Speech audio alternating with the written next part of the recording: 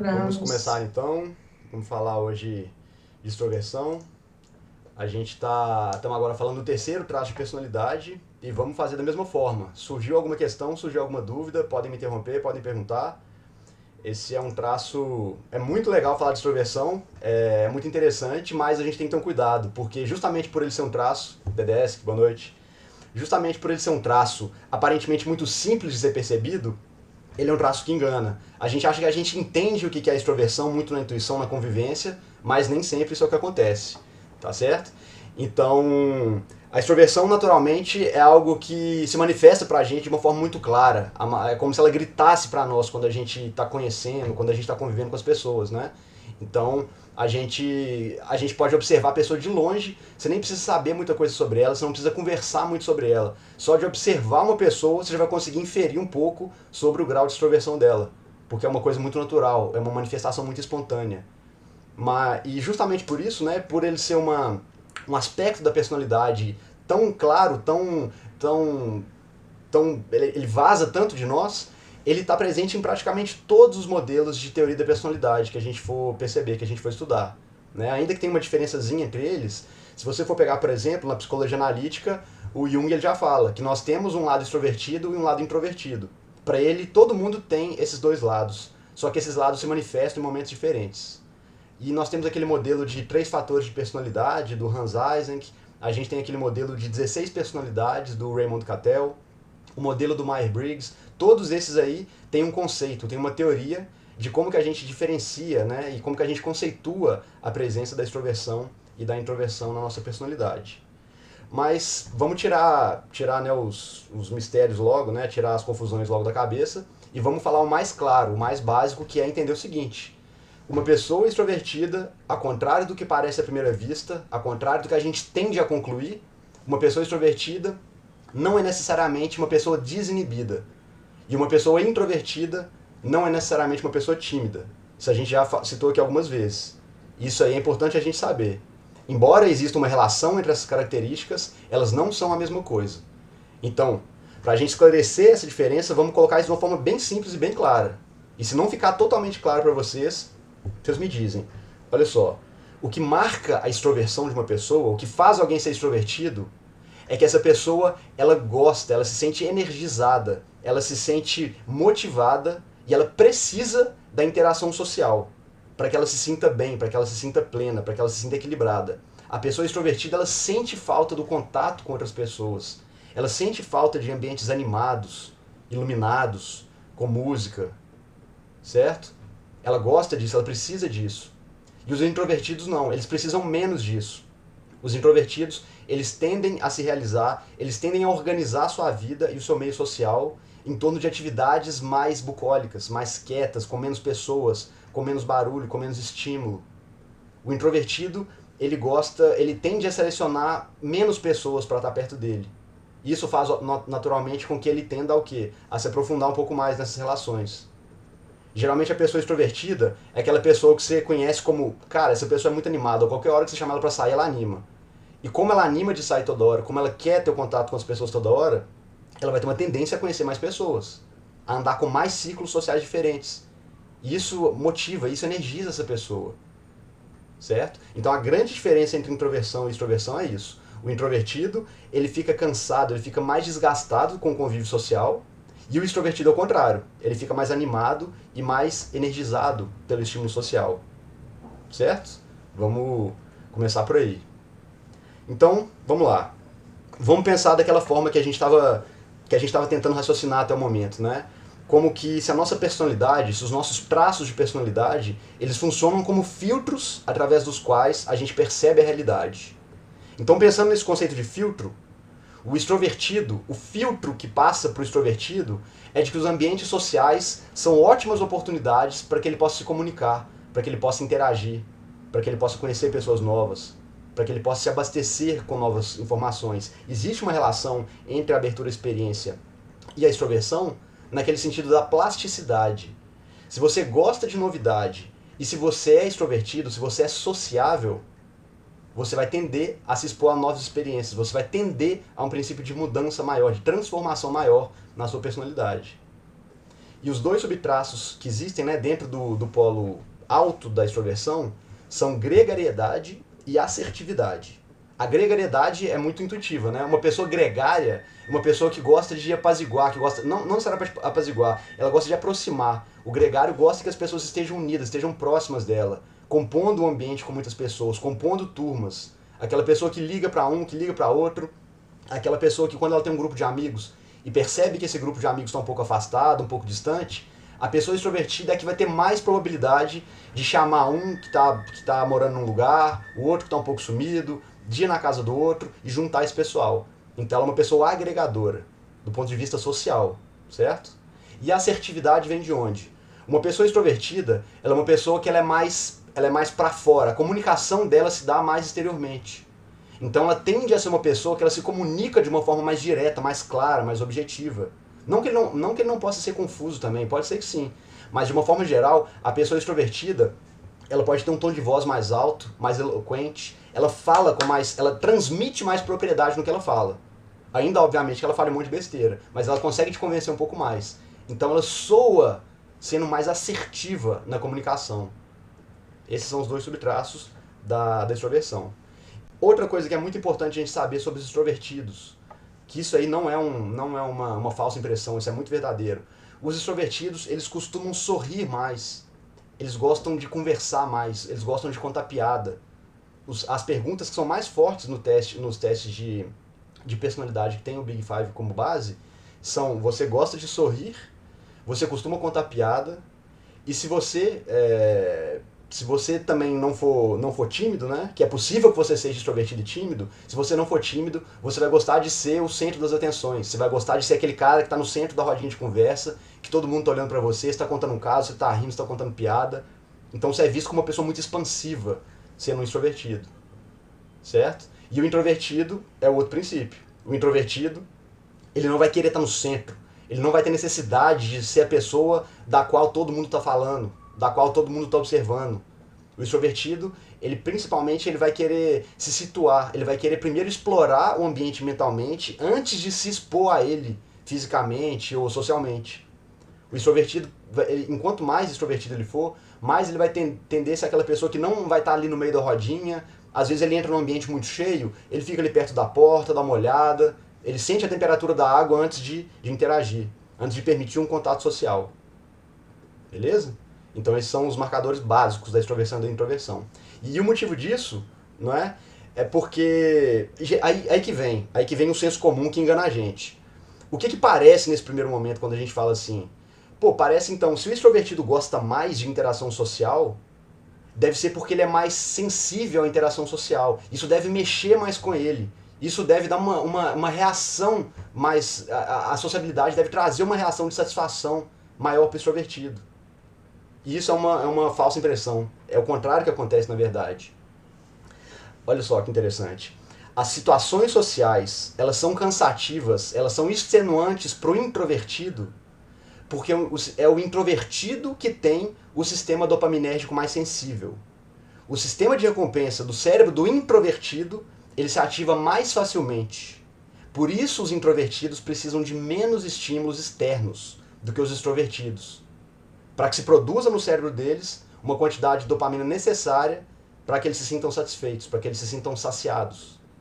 Então seria como pensar que o introvertido, ele precisa de menos comida para matar a fome. Ele fica satisfeito com menos. Por isso ele procura menos. Menos estímulo, menos ambientes sociais, menos barulho, menos conversa.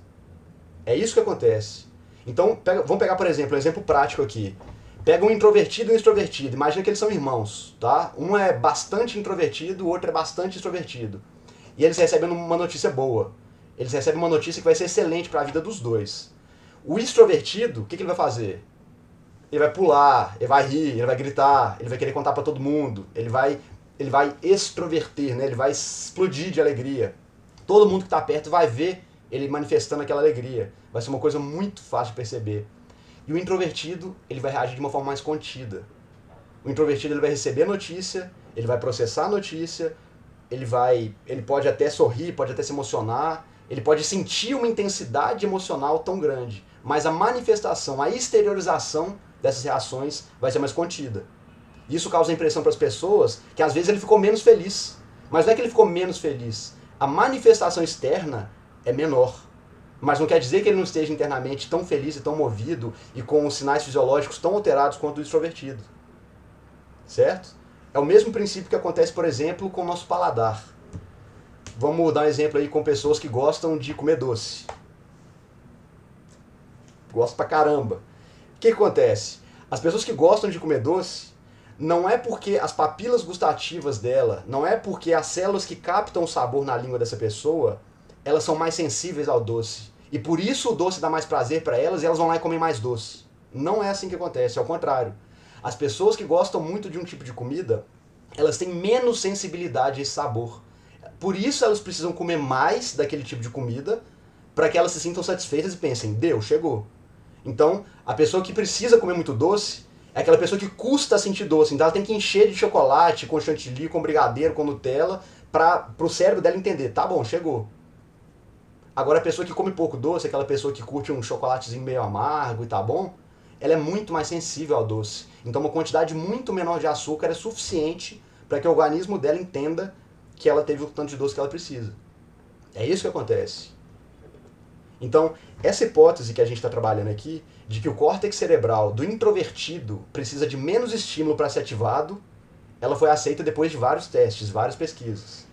E um desses testes que foi feito foi pingar uma gota de limão na boca da pessoa. Eles pegavam pessoas que marcavam alto e baixo na introversão, extroversão, e pingavam uma gota de limão na boca da pessoa. E aí eles perceberam que os introvertidos salivaram mais do que os extrovertidos. Ou seja, os introvertidos precisam de menos estímulo para produzir o mesmo resultado. Tem outros estudos que foram feitos também que perceberam que os introvertidos eles têm um fluxo sanguíneo maior no lobo frontal e na parte frontal do tálamo, a região do cérebro que está aqui atrás da nossa testa, que são as regiões do cérebro que lidam com processamento de informações, com planejamento e solução de problema, com raciocínio abstrato. E agora os extrovertidos, eles têm um fluxo sanguíneo maior no giro cingulado, nos lobos temporais e na parte posterior do tálamo, que são as áreas ligadas ao processamento sensorial e às experiências emocionais. Ou seja, eles têm mais sangue, mais condutividade, mais excitação cerebral nas partes que eles citam emoções. Por isso eles sentem as emoções com mais intensidade. É por isso que o extrovertido ele tem uma maior sensibilidade, uma maior propensão a experimentar emoções positivas. Agora vocês vão pensar, mas emoção negativa também. Não. O traço de personalidade que está ligado com a sensibilidade para a experiência de emoções negativas é o neuroticismo. E a gente vai falar muito disso aqui hoje. Dessa coordenação que existe entre a extroversão e o neuroticismo. Esse é um assunto assim, muito interessante. E tem várias outras formas também da gente perceber isso, do ponto de vista clínico, tá? Tem muitas outras diferenças na nossa personalidade que são dadas pelo aspecto, pelo traço da extroversão alta ou baixa. Por exemplo, tem estudo, esse aí eu coloquei lá no Drive, que mostra que as pessoas extrovertidas, elas preferem usar roupas mais produzidas, roupas mais decorativas, roupas mais extravagantes do que os introvertidos. Os introvertidos, eles preferem usar roupas mais práticas, mais convencionais, mais confortáveis. Tem um outro estudo também que mostra que os extrovertidos, eles tendem a gostar de músicas mais animadas. Música que tem a batida mais forte, música que tem o tempo mais marcado. Enquanto os introvertidos preferem músicas mais calmas, músicas mais melódicas. Isso aí tudo tem a ver com o quê? É o tipo do ritmo interno do corpo, da mente, do fluxo sanguíneo de cada uma dessas pessoas que possui esse traço em um dos extremos. E naturalmente, né? Cada pessoa tem o seu ritmo interno. Cada pessoa tem a própria maneira de reagir, tem a própria maneira de experimentar, né, de passar por aquele filtro que ele tem, que é a personalidade, todos os estímulos que ela recebe na vida. E aí vocês pensam que interessante isso. O ritmo interno que a gente tem, ele é dado principalmente pelo fluxo sanguíneo que a gente tem. O sangue é basicamente composto de água, né? E as moléculas de água, elas sofrem uma forte influência na sua organização com ondas sonoras, com música, com ritmo. E aí que eu vou apresentar para vocês uma coisa muito interessante aqui agora. Vocês já viram esse campo aí de estudo que chama simática? Vocês já viram no YouTube aqueles vídeos que tem que mostram alguns experimentos que eles pegam. Eles pegam uma superfície plana, geralmente de plástico ou de papel, aqueles papéis mais grossos. Eles pegam uma superfície plana e colocam em cima ou grãos de areia ou um pozinho fino. Alguns usam água também nesse experimento. E aí eles começam a tocar música. Eles colocam uma caixa de som embaixo dessa estrutura e começam a tocar música. E na medida que eles vão alterando a frequência e a velocidade da música, essas partículas começam a tomar uma forma. E não uma forma aleatória, não uma forma bagunçada, é uma forma profundamente ordenada. São formas que lembram mandalas, são formas geométricas perfeitas, formas simétricas, certo? Então, a mesma coisa acontece no processo de sublimação da água. Quando a água está no estado gasoso e passa para o estado de neve, os flocos de neve são cristalizados numa forma que também remetem a esses mesmos padrões, certo? Por isso que os flocos de neve têm aquele padrão, aqueles padrões bonitinhos. E é bizarro, é surreal isso aí a gente pensar. E aí a gente vai pensar, a gente está falando do ritmo corporal, do nível de estímulo que a gente recebe no nosso corpo e a nossa reação a isso. A gente tem que pensar que mais de 70% do nosso corpo é água, certo? Então, né, vai pensar qual é a influência que os sons, que a música tem dentro do nosso corpo. Como que se influencia o ritmo interno que a gente tem e a maneira como a gente se comporta, e a maneira como a gente reage, e a maneira como a gente experimenta as coisas com base nesse ritmo interno. Então esse campo de estudo é interessantíssimo, ele chama simática. Simática é basicamente o estudo do efeito físico causado pela interação de ondas sonoras com partículas, com matéria, com água, com areia, etc.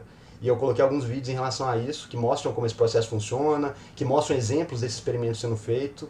Isso aí é interessantíssimo.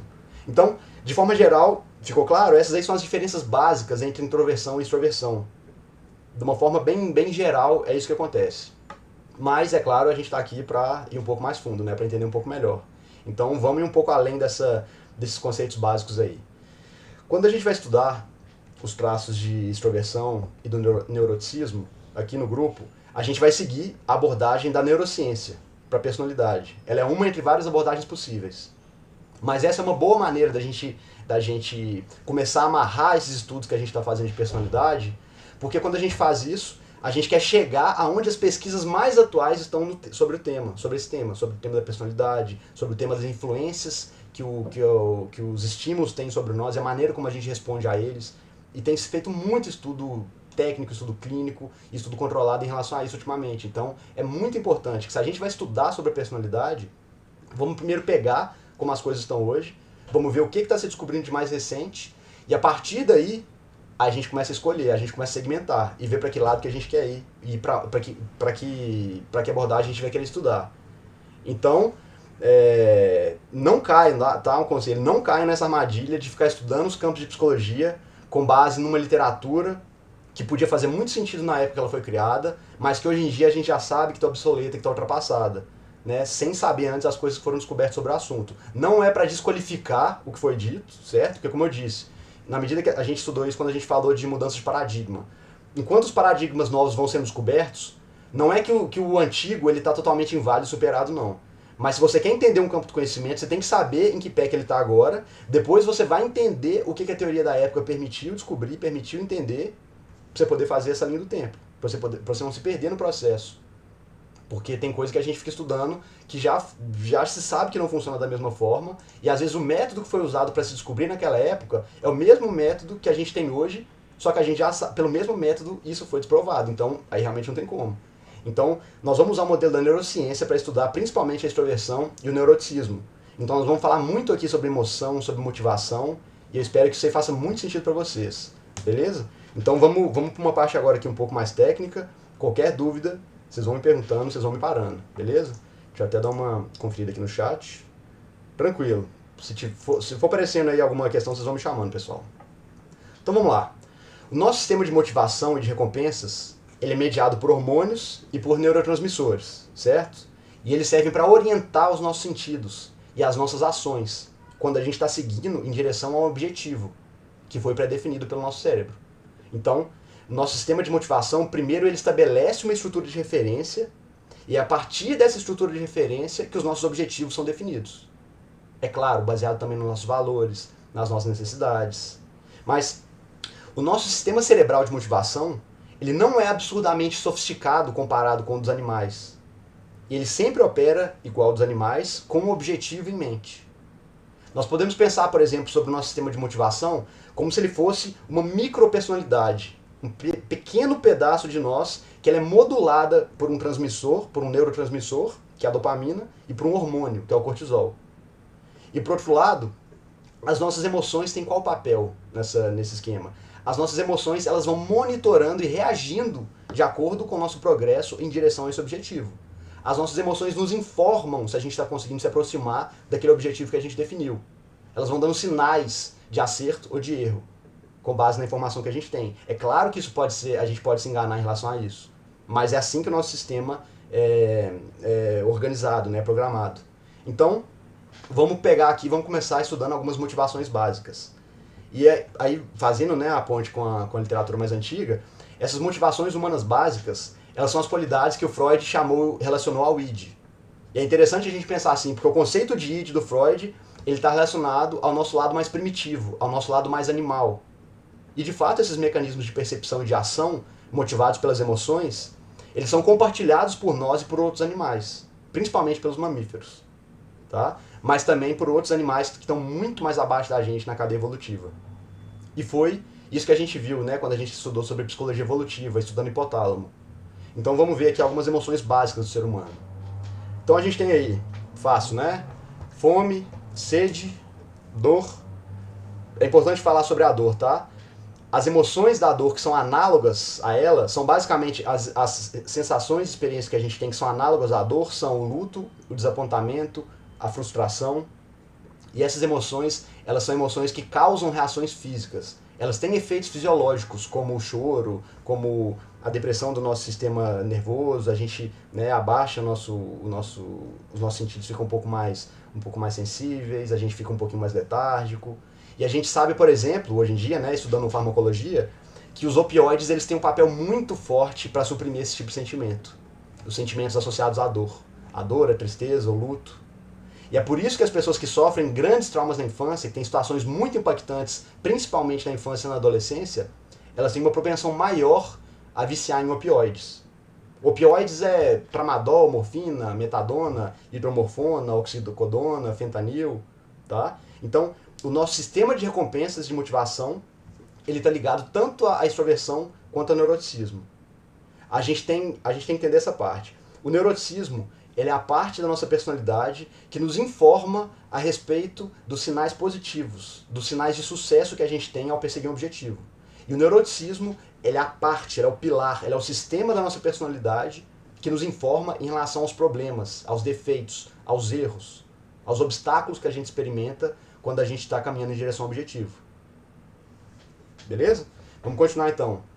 A gente tem também um sistema termorregulatório, né, que coordena a temperatura do nosso corpo, que nos informa se a temperatura do nosso corpo ela está próxima de onde deveria estar. E esse sistema termorregulatório ele é relacionado à amabilidade. A gente tem também um sistema de diversão ou de lazer, um sistema de brincar, que ele opera quando a gente está envolvido em qualquer tipo de jogo ou brincadeira, aquilo que a gente é a microparte da nossa personalidade que se ativa quando a gente sabe que a gente está brincando. E é completamente diferente a nossa percepção, não é? Quando a gente sabe que a gente está brincando com alguém que a gente gosta, por exemplo, o menino está brincando de lutinha. É completamente diferente o seu estado emocional quando você sabe que você está brincando de lutinha com um amiguinho, do que quando você está realmente numa situação de perigo, de briga física com outra pessoa. Por quê? Isso é regulado por sistemas de personalidade, sistema de motivação diferente. E esse sistema de diversão que a gente começou a falar aqui, ele tem um papel fundamental dentro do nosso humor, na nossa capacidade de rir. E a risada, é claro, a capacidade de sorrir, ela está diretamente ligada à nossa capacidade de sentir alegria, de sentir emoções positivas. Então, quando você pega uma criança e ela está fazendo aquelas brincadeirinhas ali de correr, de agarrar, de fazer cosquinha, é nesse momento que a criança aprende, né, é fundamental no desenvolvimento da criança esse momento. É a hora que a criança aprende a controlar a própria força, a situar o próprio corpo. Ela vai aprender a interagir com outras crianças num jeito amistoso, embora com contato físico. Que é diferente de você quando você quer, né, quando você pratica uma agressão, quando você está, né, em briga com alguém.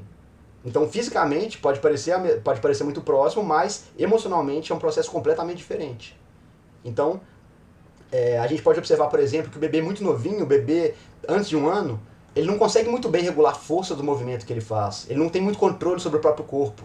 Então, é muito comum um bebezinho de menos de um ano ele tentar pegar em você e apertar forte, ou dele te dar um tapa, dele te dar um soco, te dar um arranhão. É óbvio que o bebê não quer te machucar, certo? Mas ele não tem controle sobre esse sistema ainda. Então, por isso que essas brincadeiras, né, essas brincadeirinhas que você começa a fazer com criança a partir de 3 anos, 2 anos e pouco, 3 anos, de correr, de pegar a criança, jogar pra cima, ela vai aprender a diferença entre um toque gentil e uma agressão. Então, esse tipo de contato físico, esse tipo de interação é fundamental para a criança na fase de início de socialização. Sendo que a fase de socialização dura primordialmente até os 4 anos. Certo? Então, esse é um tipo de interação que é muito importante e que às vezes ela é até desestimulada, né? Às vezes, não pode encostar, não pode brincar de correr, hein? Não pode encostar no coleguinha. Se você não ensinar a criança a encostar no coleguinha, quando ela for querer fazer um carinha, vai dar um tapa. Né? Quando ela for querer encostar na pessoa com gentileza, ela não vai ter dimensão da força. Aí é um problema. Então, isso dentro de uma supervisão, obviamente, né? Isso é muito importante. Eu tenho um amigo que ele é professor de educação física e ele dá aula para criança de 7 a 14 anos. E ele fala assim que é muito claro, é muito evidente na prática dele, quando ele sabe quando a criança que está ali fazendo uma aula de educação física, quando ela foi bem socializada nessa fase ou não. Porque ele sabe que as crianças que não tiveram esse tipo de interação, elas não conseguem acompanhar muito bem o ritmo da bola, elas perdem uma coisa em velocidade, elas não conseguem acompanhar. Você manda uma bola para a criança, ela deixa cair no chão, ela perde. Então, essa coordenação, essa noção do próprio corpo, essa noção de velocidade, de distância, ela é desenvolvida na primeira infância. E esse tipo de interação é muito importante, e é justamente no momento de alegria, de descontração, de extroversão, é que essa dimensão do desenvolvimento humano acontece. Outra função muito importante do nosso sistema nervoso, ela está no sistema exploratório, que é fundamental para a gente. Tem um neurocientista muito importante que ele se chama Larry Swanson, e o trabalho dele explica que cerca de metade do nosso hipotálamo ele é dedicado a essas atividades de exploração. E o nosso sistema de exploração é um sistema muito, muito, muito antigo, que a gente compartilha com animais assim muito primitivos. E esse sistema, ele entra em ação, essa função exploratória do nosso sistema nervoso, ela entra em ação quando os nossos outros sistemas básicos estão satisfeitos. Então, quando você não está com muita fome, quando você não está em perigo, quando você não está com muito frio nem muito calor, quando você não está em perigo, a gente entra nesse comportamento padrão. Nosso comportamento padrão, de forma geral, né, não é simplesmente parar e dormir quando você não tem nada para fazer. Geralmente você tem vontade de parar e dormir quando você não tem nada para fazer e está cansado. A gente experimenta isso muito, né? A gente está numa sociedade, numa época em que excita tanto o nosso sistema nervoso que todo o tempo livre que a gente só pensa em descansar. Mas esse não é o estado padrão que a gente tem. O estado padrão que a gente tem quando a gente está realmente satisfeito em tudo é a gente começar a explorar o ambiente à nossa volta. Então, se você é extrovertido, essa curiosidade exploratória que você tem, ela vai se voltar para a exploração do ambiente no âmbito social. Você vai tentar puxar papo com alguém, né? As pessoas que costumam puxar papo, né, em fila de banco, puxa papo na fila do cinema, são as pessoas que têm um sistema exploratório mais direcionado para a sociabilidade. Obviamente são pessoas mais extrovertidas. O introvertido dificilmente ele vai puxar papo com um estranho na rua, porque ele vai preferir direcionar internamente vamos dizer assim, essa disponibilidade de energia que ele está tendo. Já que ele está com todas as outras necessidades supridas, ele vai querer direcionar esse excedente de energia para a exploração do ponto de vista interno. Então ele vai começar a pegar um livro para ler, ele vai começar a pensar em alguma coisa, né? Ele não vai procurar sociabilizar com essa energia que ele tem sobrando. Então isso é interessante observar também de diferente entre o extrovertido e o introvertido. E esse também é um dos outros motivos, né, que a gente entende aquele fenômeno que a gente já comentou aqui antes, de que quando a terapia ela é feita de uma forma forçada ou de uma forma involuntária, ela não tem um efeito sobre o paciente. E ela pode até piorar a situação da pessoa. Né? Se você forçar uma criança, por exemplo, a ir numa consulta com um terapeuta, falar que ela vai ficar sem mesada, que ela vai ficar sem brincar, se ela não for na terapia, você vai colocar a pessoa em modo defensivo. Ela não vai entender aquela situação de terapia como um momento em que ela está com as necessidades dela satisfeitas, portanto ela pode dispor de energia para explorar o ambiente. E o que levaria a criança a querer explorar um ambiente na frente de um terapeuta é, tô aqui e vou conversar com ele. Né? Seria a atitude positiva. Mas quando ela está ali sob ameaça, é o sistema de defesa dela, de proteção dela que vai estar ligado. Então ela não vai conseguir se abrir para que aconteça o processo terapêutico. Esse é um dos motivos pelos quais a terapia forçada não funciona. Certo? Então, sempre que a gente sente alguma coisa, alguma necessidade mais imediata, a gente corta o sistema exploratório e direciona o nosso cérebro e as nossas micropersonalidades para a satisfação dessa necessidade mais imediata. E quando elas são satisfeitas, a gente volta para o modo de exploração. Como a gente viu na aula de biologia evolutiva, a gente falou, né, o ratinho quando ele está na gaiola, o que acontece? Você coloca ele num lugar novo, no primeiro momento ele trava, ele fica com medo, ele mapeia o ambiente, se ele vê que não tem predador, que não tem nada, aí ele entra no modo exploratório. Aí ele começa a andar e explorar e farejar as coisas ao redor. E com a gente acontece, né? É o mesmo sistema, mas acontece de uma forma um pouco mais civilizada.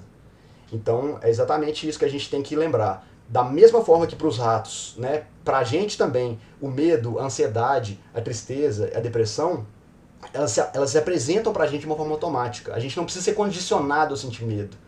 A gente pode ser condicionado a sentir medo de algo específico, mas a sensação de medo, de perigo, ela é automática na gente. Ela coloca a gente numa micropersonalidade muito específica. Certo? Então, vamos pensar dessa forma. A atividade exploratória do nosso cérebro, ela só é ativada quando as condições mais básicas de saúde, de alimentação e de segurança foram satisfeitas. E a maneira como o nosso sistema de motivação funciona é coordenada pelo hipotálamo. Ele é uma parte do cérebro que tem várias subpartes e cada subparte ele tem uma função muito específica, mas de forma geral, o hipotálamo ele funciona identificando uma necessidade específica dentro de várias categorias de motivações que a gente tem. E aí o que ele faz? Ele modula a nossa percepção, modula a percepção que a gente tem do ambiente ao nosso redor como um local que pode ser utilizado, né, que potencialmente pode satisfazer aquela necessidade. Então ele começa a organizar o nosso pensamento em direção a esse objetivo, modulado por esse ambiente que a gente está, considerando as limitações que o ambiente está ao nosso redor. Exemplo simples. Vamos lá. Eu estou com fome. Não agora, tá? Hipoteticamente. Vamos lá. Se eu estou com fome. Então, partindo dessa motivação de fome, a minha mente ela vai ser reestruturada, vai ser organizada para enxergar o ambiente que eu estou como um possível lugar no qual eu posso saciar minha fome. E isso vai motivar as minhas ações, e as minhas ações vão ser orientadas para eu tentar resolver esse objetivo, para eu tentar saciar minha fome. Então, eu estou aqui no quarto, o que eu ia fazer? Se eu estou com fome aqui, eu vou levantar, provavelmente eu vou até a cozinha. Se eu sei que na cozinha não vai ter a comida que eu quero, eu sei que eu posso pegar o telefone aqui e ligar e pedir comida. Certo? A minha cabeça, ela entra no modo, preciso arrumar comida. O que eu posso fazer? Com o que eu posso interagir? Que tipo de ação eu preciso ter aqui agora para que eu consiga comer? Certo? E o que administra o resultado de toda essa dinâmica, de toda essa linha de comportamentos, é a nossa consciência. E quando algo nesse processo, né, de resolução desse problema, ou de saciação dessa necessidade, por meio desses objetivos, dá errado, a nossa consciência entra e mapeia em qual nível aconteceu esse problema e o que eu posso fazer para corrigir. Então, se eu estou com fome, eu sinto a motivação para comer, eu começo a ordenar minhas ações no sentido de matar minha fome. Aí eu vou lá até a geladeira, e eu lembro que tem comida lá, mas aí eu vou lá, abro a geladeira e não tem a comida que eu esperava. Então, minha mente percebe, erro, aconteceu um erro. Você achou que você ia resolver seu problema desse jeito e não vai ter como. Então, a gente sente um sentimento de descontentamento, de frustração, a gente começa a mapear na nossa memória por que eu achei que aqui teria comida e não tem, o que pode ter acontecido, qual pode ter sido a raiz, a fonte desse erro. Será que alguém veio aqui e comeu a comida? Será que eu comi essa comida antes e não estou lembrando? Será que eu nem comprei a comida que eu achei que eu já tinha comprado? Em que momento desse processo aconteceu o meu erro? Para a gente poder corrigir, certo? E aí meu sistema exploratório vai começar a se reorganizar para encontrar outra forma de resolver o problema, de conseguir alimento. E esse é outro comportamento que é relacionado ao nosso sistema de exploração. E ele também está relacionado ao nosso traço de abertura e experiência. Então, outro grande componente do nosso sistema exploratório é a nossa memória. Porque a gente precisa da memória para conseguir distinguir o que é novo do que não é novo. E grande parte dessa estrutura mais sofisticada do nosso cérebro, que é o córtex cerebral, ela é dedicada para a memória. Por isso que a gente estuda muito a memória, né, em neuropsicologia. Ela é muito importante no nosso sistema de motivação, de ação e de solução de problema. Então, sempre que o nosso cérebro identifica que um lugar ou que uma ideia já foi explorada, o nosso sistema de exploração é desligado. Por exemplo, estou com fome, vou lá, eu acho que tem comida na geladeira. Eu abro a geladeira, não tem nada para comer. Então, Pra mim, nesse meu sistema de motivação que é matar a minha fome, o objeto geladeira, ele deixou de ser relevante, ele apagou na minha memória. Eu esqueço de geladeira. Ou seja, geladeira não é mais relevante para que eu consiga matar minha fome. Então eu vou ter que reorganizar e pensar como que eu consigo resolver esse problema, matar fome sem geladeira. Qual que é a outra opção? É ligar pra não sei o que, é pegar comida no armário, é ir pra garagem pra pegar o carro pra comprar comida. De que maneira que eu vou resolver esse problema agora, exceto o objeto geladeira? Então, e é por isso, por exemplo, também, pessoal, que a maioria dos animais não tem uma boa memória. E isso torna a capacidade exploratória deles muito mais improdutiva do que a nossa. Porque os animais, eles têm que, como a memória deles é muito curta, a memória de trabalho deles é muito curta, e a de longo prazo também é muito curta, comparado com a nossa, exceto exceções e exceções, tipo elefante e tudo mais, mas a maioria dos animais, por eles terem a memória curta, eles se esquecem o que já foi explorado de solução, quando eles têm que resolver um problema. É por isso que você pode observar, por exemplo, o animal doméstico, você coloca o animal num quarto, aí você tá sentado com ele fazendo alguma coisa. Aí um animal vai lá, tipo um cachorrinho, ele vai lá, explora, ele cheira os 4 cantos do quarto, vê se tem alguma coisa debaixo da cama, e ele vê que não tem nada, tá ok, aí ele sobe em cima da cama e fica te olhando. Daqui a 10 minutos ele levanta e começa a farejar de novo. Ele começa a olhar pra cama, olhar debaixo da cama, olhar os cantos. Por quê? Ele não lembra que ele já explorou aquele ambiente, que ele já mapeou e já absorveu toda a informação que tem naquele ambiente. Ele não lembra que não vai ter nada de novo ali pra ele fazer. Por isso que os animais, eles em geral, alguns animais, né, eles conseguem viver num ambiente muito mais doméstico, num ambiente muito mais fechado. Porque a cada peixe é um bom exemplo disso, né? A gente vê o peixe lá no aquário, pra ele tá no meio do oceano, ele anda ali 10 centímetros, parece que ele atravessou o Atlântico inteiro, daqui a 15 segundos ele tá andando de novo, pra ele é outro oceano, é outra informação, é outra experiência. Mas pra gente não, né? Então, animais que vivem em cativeiro, vivem em gaiolas, é claro, né, que é triste, pô, você vai pôr um passarinho na gaiola e tal, mas a ideia que a gente tem quando a gente pensa num passarinho na gaiola, a gente pensa como se fosse a gente. Cara, o que eu ia fazer se eu tivesse trancado num lugar que tem 10 metros quadrados o resto da minha vida? Eu ia querer morrer. Mas pra você não é igual pra um passarinho estar preso nesse ambiente. Não tô falando que isso é legal, não, tá? Quem quer ter passarinho aí, mas, certo? Não é a mesma experiência, porque a memória deles é diferente da nossa. Então, se você pega um ser humano e tranca ele num ambiente muito fechado, muito pequeno, em pouco tempo a gente já vai ter explorado tudo ali, principalmente se for um lugar que não tem muita informação para ser absorvida, né? Tipo uma cela, uma cadeia, é terrível. Você entra ali, em 2 minutos você já viu tudo que tem ali, tudo que não tem, você já mapeou o ambiente todo e você não vai ter nada para fazer. E seu sistema exploratório vai estar assim. Cara, dá um seu jeito, faz alguma coisa com essa energia aqui. Socializa, mas não tem como socializar, tô sozinho aqui. Então a gente começa a internalizar essa capacidade exploratória. A gente começa a pensar nas coisas, começa a lembrar das coisas, começa a tentar criar coisas mentalmente. Mas de uma forma geral... Oi, pode falar. Esse sistema de motivação, ele funciona à base de neurotransmissores? O sistema de motivação ele é movido à base de neurotransmissores. O que motiva a gente são as nossas necessidades básicas, certo? Uma vez que a gente tem necessidade, a gente vai sentir essa necessidade através do tronco cerebral, o nosso hipotálamo vai ativar, ele vai enviar os neurotransmissores para motivar a gente a resolver aquele problema. Um deles é a dopamina, né? Um deles é a dopamina. Quais outros? Dopamina, ocitocina, o cortisol é um sinal, é um hormônio que representa o sinal de erro, de engano, né? E tem, assim, basicamente os nossos neurotransmissores dentro do sistema de motivações, eles funcionam para isso, para nos sinalizar. Olha, você foi bem sucedido. O seu plano, né, a sua resposta para essa necessidade, ela tá dando certo. Ou não, erro, aconteceu alguma coisa de errado. Reproduz, reorganiza, mapeia novamente e age de novo. E a dopamina faz essa função de motivação e ao mesmo tempo satisfação? A dopamina, ela dá uma sensação de recompensa, ela dá uma sensação de, olha, você estava precisando desse estímulo, você conseguiu receber esse estímulo. Então eu vou te dar uma sensação de saciedade, eu vou te dar uma sensação de alegria. E obviamente é muito perigoso esse sistema ficar descalibrado, porque a gente pode começar a receber recompensa ou numa intensidade ou numa frequência muito maior do que o normal, do que as necessidades naturais nossas permitem. E aí a gente começa a ficar viciado. É aí que vem o vício. É a gente querer receber mais recompensa numa quantidade ou numa intensidade, numa frequência maior do que o natural. É aí que a gente sofre aquele processo a gente é vítima daquele processo de gamificação, né? Que é a gente tentar transformar tudo na sociedade como se fosse um jogo. Porque quando você está jogando um jogo, você tem sinais de sucesso e de fracasso muito rápido, numa frequência e numa intensidade muito mais rápida, que as atividades naturais geralmente não fornecem, né? Então você tá jogando um joguinho ali, em 1 minuto você passa na fase, em 2 minutos você passa de outra, você ganha do inimigo ali, então você começa a receber micro-injeções de dopamina toda hora. E isso vai deprimindo o nosso sistema de captação de dopamina no sentido que a gente começa a ficar resistente a ele. E a gente tem que começar a ter mais e mais e mais estímulo. É a mesma coisa com álcool, com droga, com tudo. Então isso é muito Esse perigoso. sistema de motivação, então, ele é o mesmo que o de recompensa, né?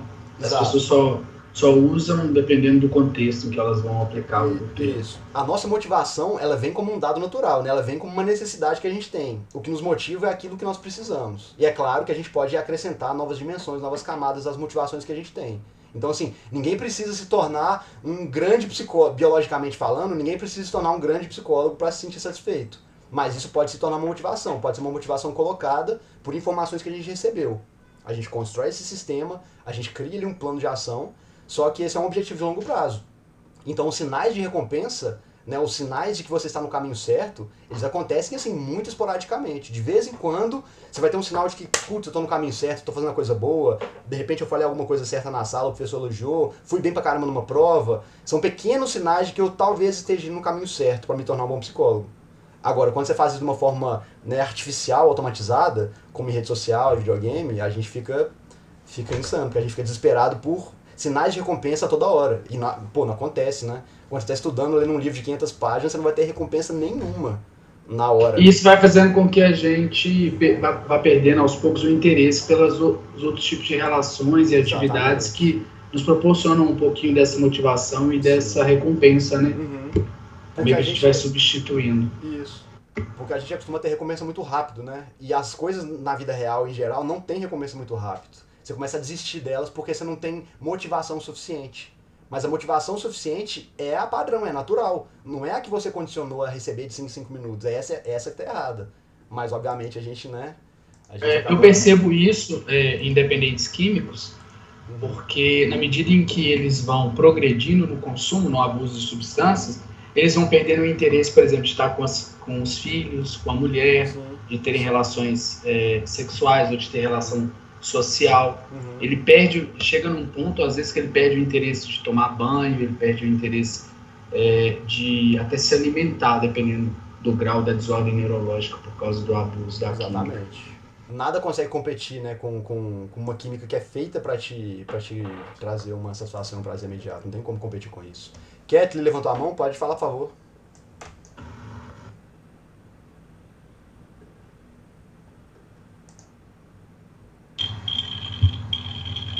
Oi.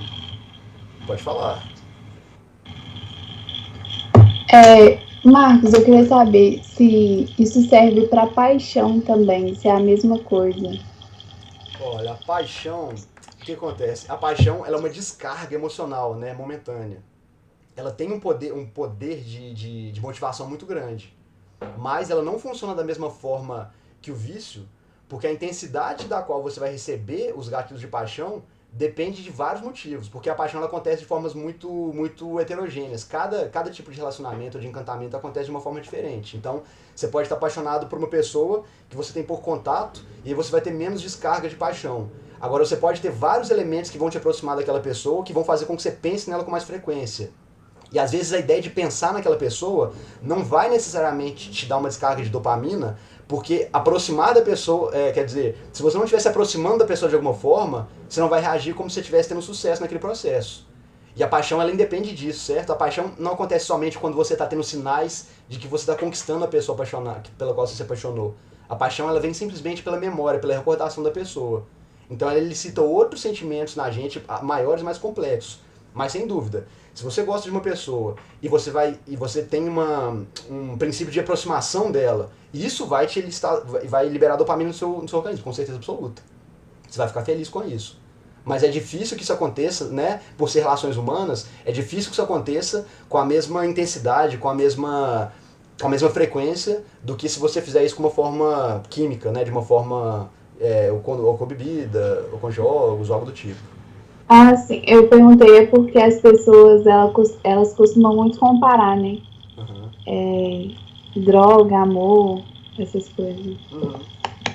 A gente compara porque a sensação que a gente tem é de um certo assoberbamento emocional, né? A gente fica realmente muito movido, isso transforma a maneira da gente perceber, da gente enxergar. Então ele tem um poder um efeito muito impactante no nosso sistema emocional, com certeza. Ele até afeta a maneira como a gente percebe as coisas, faz certos julgamentos, né? Então, nesse sentido, ela funciona dessa forma. Mas essa parte de injeção de dopamina muito frequente, ela não é tão agressiva num processo, né, relativamente normal de paixão como é nessas atividades que causam vício. Agora, se a pessoa tiver uma outra questão, né, uma outra deficiência, uma outra falta, por exemplo, a pessoa é muito carente no sentido de que ela entende que ela só vai ficar bem se ela estiver dentro de um relacionamento romântico. Então, a sensação de paixão passa a se tornar um gatilho para ela como se fosse uma droga. Eu preciso estar apaixonada por alguém, e a pessoa não consegue desapaixonar.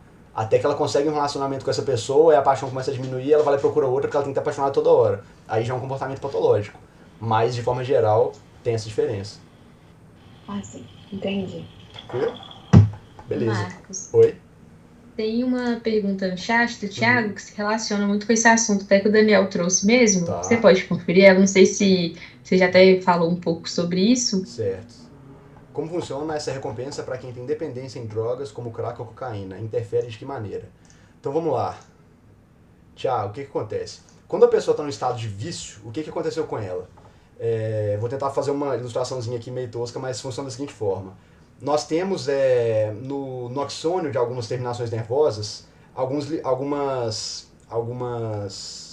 canais de liberação de dopamina. São esses canais que liberam esse neurotransmissor na nossa corrente sanguínea, e você tem outras partes aqui na terminação nervosa que vão passar essa sinapse para sinalizar que a gente está tendo uma sensação positiva, que a gente está fazendo algo correto. E aí, na medida que essa dopamina vai sendo liberada na nossa corrente, ela vai sendo recebida pelos captadores de dopamina. Mas quando essa dopamina começa a entrar num nível artificial, num nível químico, quando você sobrecarrega um agente externo de dopamina aqui na sua corrente, esses captadores eles vão começar a entender o seguinte: eu estou recebendo muito mais dopamina do que eu preciso para funcionar. Então, em vez dessa conexão acontecer da maneira correta, de juntar aqui a dopamina num grau saudável, a gente recebe muito mais, e isso começa a deprimir esses receptores de dopamina. Então é como se esses canais que recebem a dopamina aqui, eles murcham, eles entram aqui para dentro. Então, em vez de ter 4 canais, vamos supor que, né, nesse neurônio que recebe 4 fontes de dopamina, ele vai passar a ter só 2 canais de dopamina ativos, porque ele está recebendo muito mais dopamina do que ele aguenta. E qual que é o problema desse processo? Quando você continua injetando por meios externos o agente químico aqui artificial, você começa a perder a sensibilidade. Certo? Você vai diminuir a sua capacidade de captação e recepção de dopamina. Isso vai fazer o quê? Com que você tenha que julgar graus muito maiores de dopamina no seu sistema para que o seu corpo se sinta satisfeito. É esse processo que causa o vício. É isso que faz com que a primeira vez que você usa uma droga, ou que você bebe, que toma um porre, a primeira vez em geral assim, é uma sensação absurda, não é uma descarga emocional gigantesca, por isso é tão bom, por isso é viciante, mas aí depois disso, cada vez mais, você tem que ingerir uma quantidade maior da mesma substância para ter a mesma resposta, para ter a mesma sensação positiva. E é isso que vicia a gente, e isso que vai quebrando, porque vai chegar uma hora em que você vai ter que colocar tanto químico no seu corpo para sentir o mesmo prazer, que os efeitos colaterais dessas substâncias químicas vão começar a prejudicar a sua saúde, e a quantidade de prazer diminui, e os efeitos colaterais negativos vão aumentando. É aí que entra, né, o processo todo que vai deteriorando a nossa saúde. É basicamente assim que acontece. Ficou tranquilo assim? Fez sentido? Ou ficou alguma questão... Ou ficou alguma questão não muito clara? Vou ouvir aqui a Lorena. Lorena, pode falar. Olá, boa noite, pessoal. Boa Me noite, ouvindo? tudo bem? Tô te ouvindo.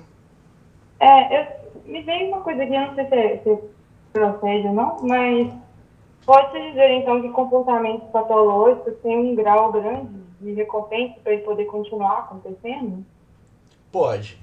Aí que tá. Quando a gente entra no campo da patologia, o que acontece? A patologia ela pressupõe justamente que a nossa capacidade de percepção da quantidade de estímulo que a gente tem que receber, ela está desregulada, ela está quebrada. Ou seja, a gente acha que a gente precisa de realizar uma atividade ou de ter uma certa conduta num nível muito exagerado, num nível muito maior do que o necessário, vamos dizer assim, do que o padrão, para que a gente sinta satisfação. Isso vai fazer com que a gente busque esse comportamento muito mais, e é daí que surge a compulsão. Né? Não basta eu simplesmente resolver essa necessidade, eu tenho que hipersaciar ela, eu tenho que sobrecarregar o meu sistema nervoso de neurotransmissores para me dizer que eu estou satisfeito. Por quê? A minha capacidade de perceber eles no nível mais normal, mais padrão, ela tá mitigada, ela está incapacitada. Então a gente vai precisar de repetir comportamentos ou de praticar comportamentos de uma maneira muito mais intensa ou de uma maneira muitas vezes mais arriscada para que a gente atinja o mesmo nível de satisfação e pense, não, agora chegou. Então, se eu preciso comprar, por exemplo, uma quantidade X de roupa por mês, que é o meu normal, quando eu estou numa fase de compulsão, eu vou lá e compro 5 vezes mais. Por quê? A minha capacidade de gradação de proporções ela está danificada. Porque eu só vou me sentir, não sei se existe essa palavra, tá? Mas neurotransmissoralmente suficientemente satisfeito quando eu tiver assim, um grau muito alto. E isso vai me destruir. Porque vai ter consequências, né? Porque todo excesso vai me trazer uma consequência em excesso e a gente não vai conseguir lidar com isso. Então, é basicamente isso que acontece. Fez sentido, Lorena? Tem também a questão também, tipo, o estado de privação também entra muito nisso aí, com o tamanho da recompensa que você vai ter depois, né? Uhum. Eu fiquei pensando que me veio questão de, talvez, relacionamentos abusivos, Sim. em que às vezes não tem mais a recompensa, né, do dia a dia ali, mas na hora que tem, aquilo ali ganha uma dimensão muito maior, né? Exato. Essa é uma falha no nosso grau de percepção, né? Ou seja, no relacionamento abusivo, o que acontece? Você passa a fazer demais e receber muito pouco. Qual seria o nosso normal? Ué, num padrão regular, eu deveria fazer X e receber Y. Mas agora eu estou fazendo 10X para receber meio Y. Só que aí você pensa, mas aí quando você já está num processo, né, de vício emocional, de dependência emocional, você pensa, eu preciso desse meio Y, é melhor do que nada. E se eu não tiver com essa pessoa, essa falha de percepção é que a gente liga o processo de satisfação a uma pessoa, certo? E não a um comportamento, e não a uma atitude. A gente acha que a gente só vai conseguir qualquer grau de satisfação se ela for ligada com essa pessoa. Aí o pensamento que surge é, se essa pessoa não me der algo, eu nunca vou ter esse algo. Ou seja, eu nunca mais vou conseguir ser feliz com ninguém. Eu nunca vou conseguir ter um relacionamento saudável. Eu nunca vou ser amada se não for por essa pessoa. E aí você começa a fazer tudo e aí desequilibra. Aí você começa a fazer tudo pela pessoa, recebendo o mínimo e achando ótimo. Mas é o quê? O nosso sistema de percepção, ele tá flagelado, ele tá prejudicado. A gente não está tendo uma percepção clara da realidade. Mas como a gente está emocionalmente viciado, emocionalmente organizado para pensar assim, muitas vezes a própria pessoa não percebe. E aí fica aquelas situações em que todo mundo fala, olha, isso não tá legal, a pessoa está te contratando, a pessoa não te respeita, a pessoa não te valoriza, a pessoa fala mal de você. Ah, não. É como se falasse assim, é melhor eu ter essa recompensa aqui, mesmo tendo todas essas recompensas negativas junto, do que não ter nada. E aí é um processo análogo ao processo de vício. Do ponto de vista emocional é a mesma coisa, certo? Fez sentido? Beleza, alguém mais? Sim.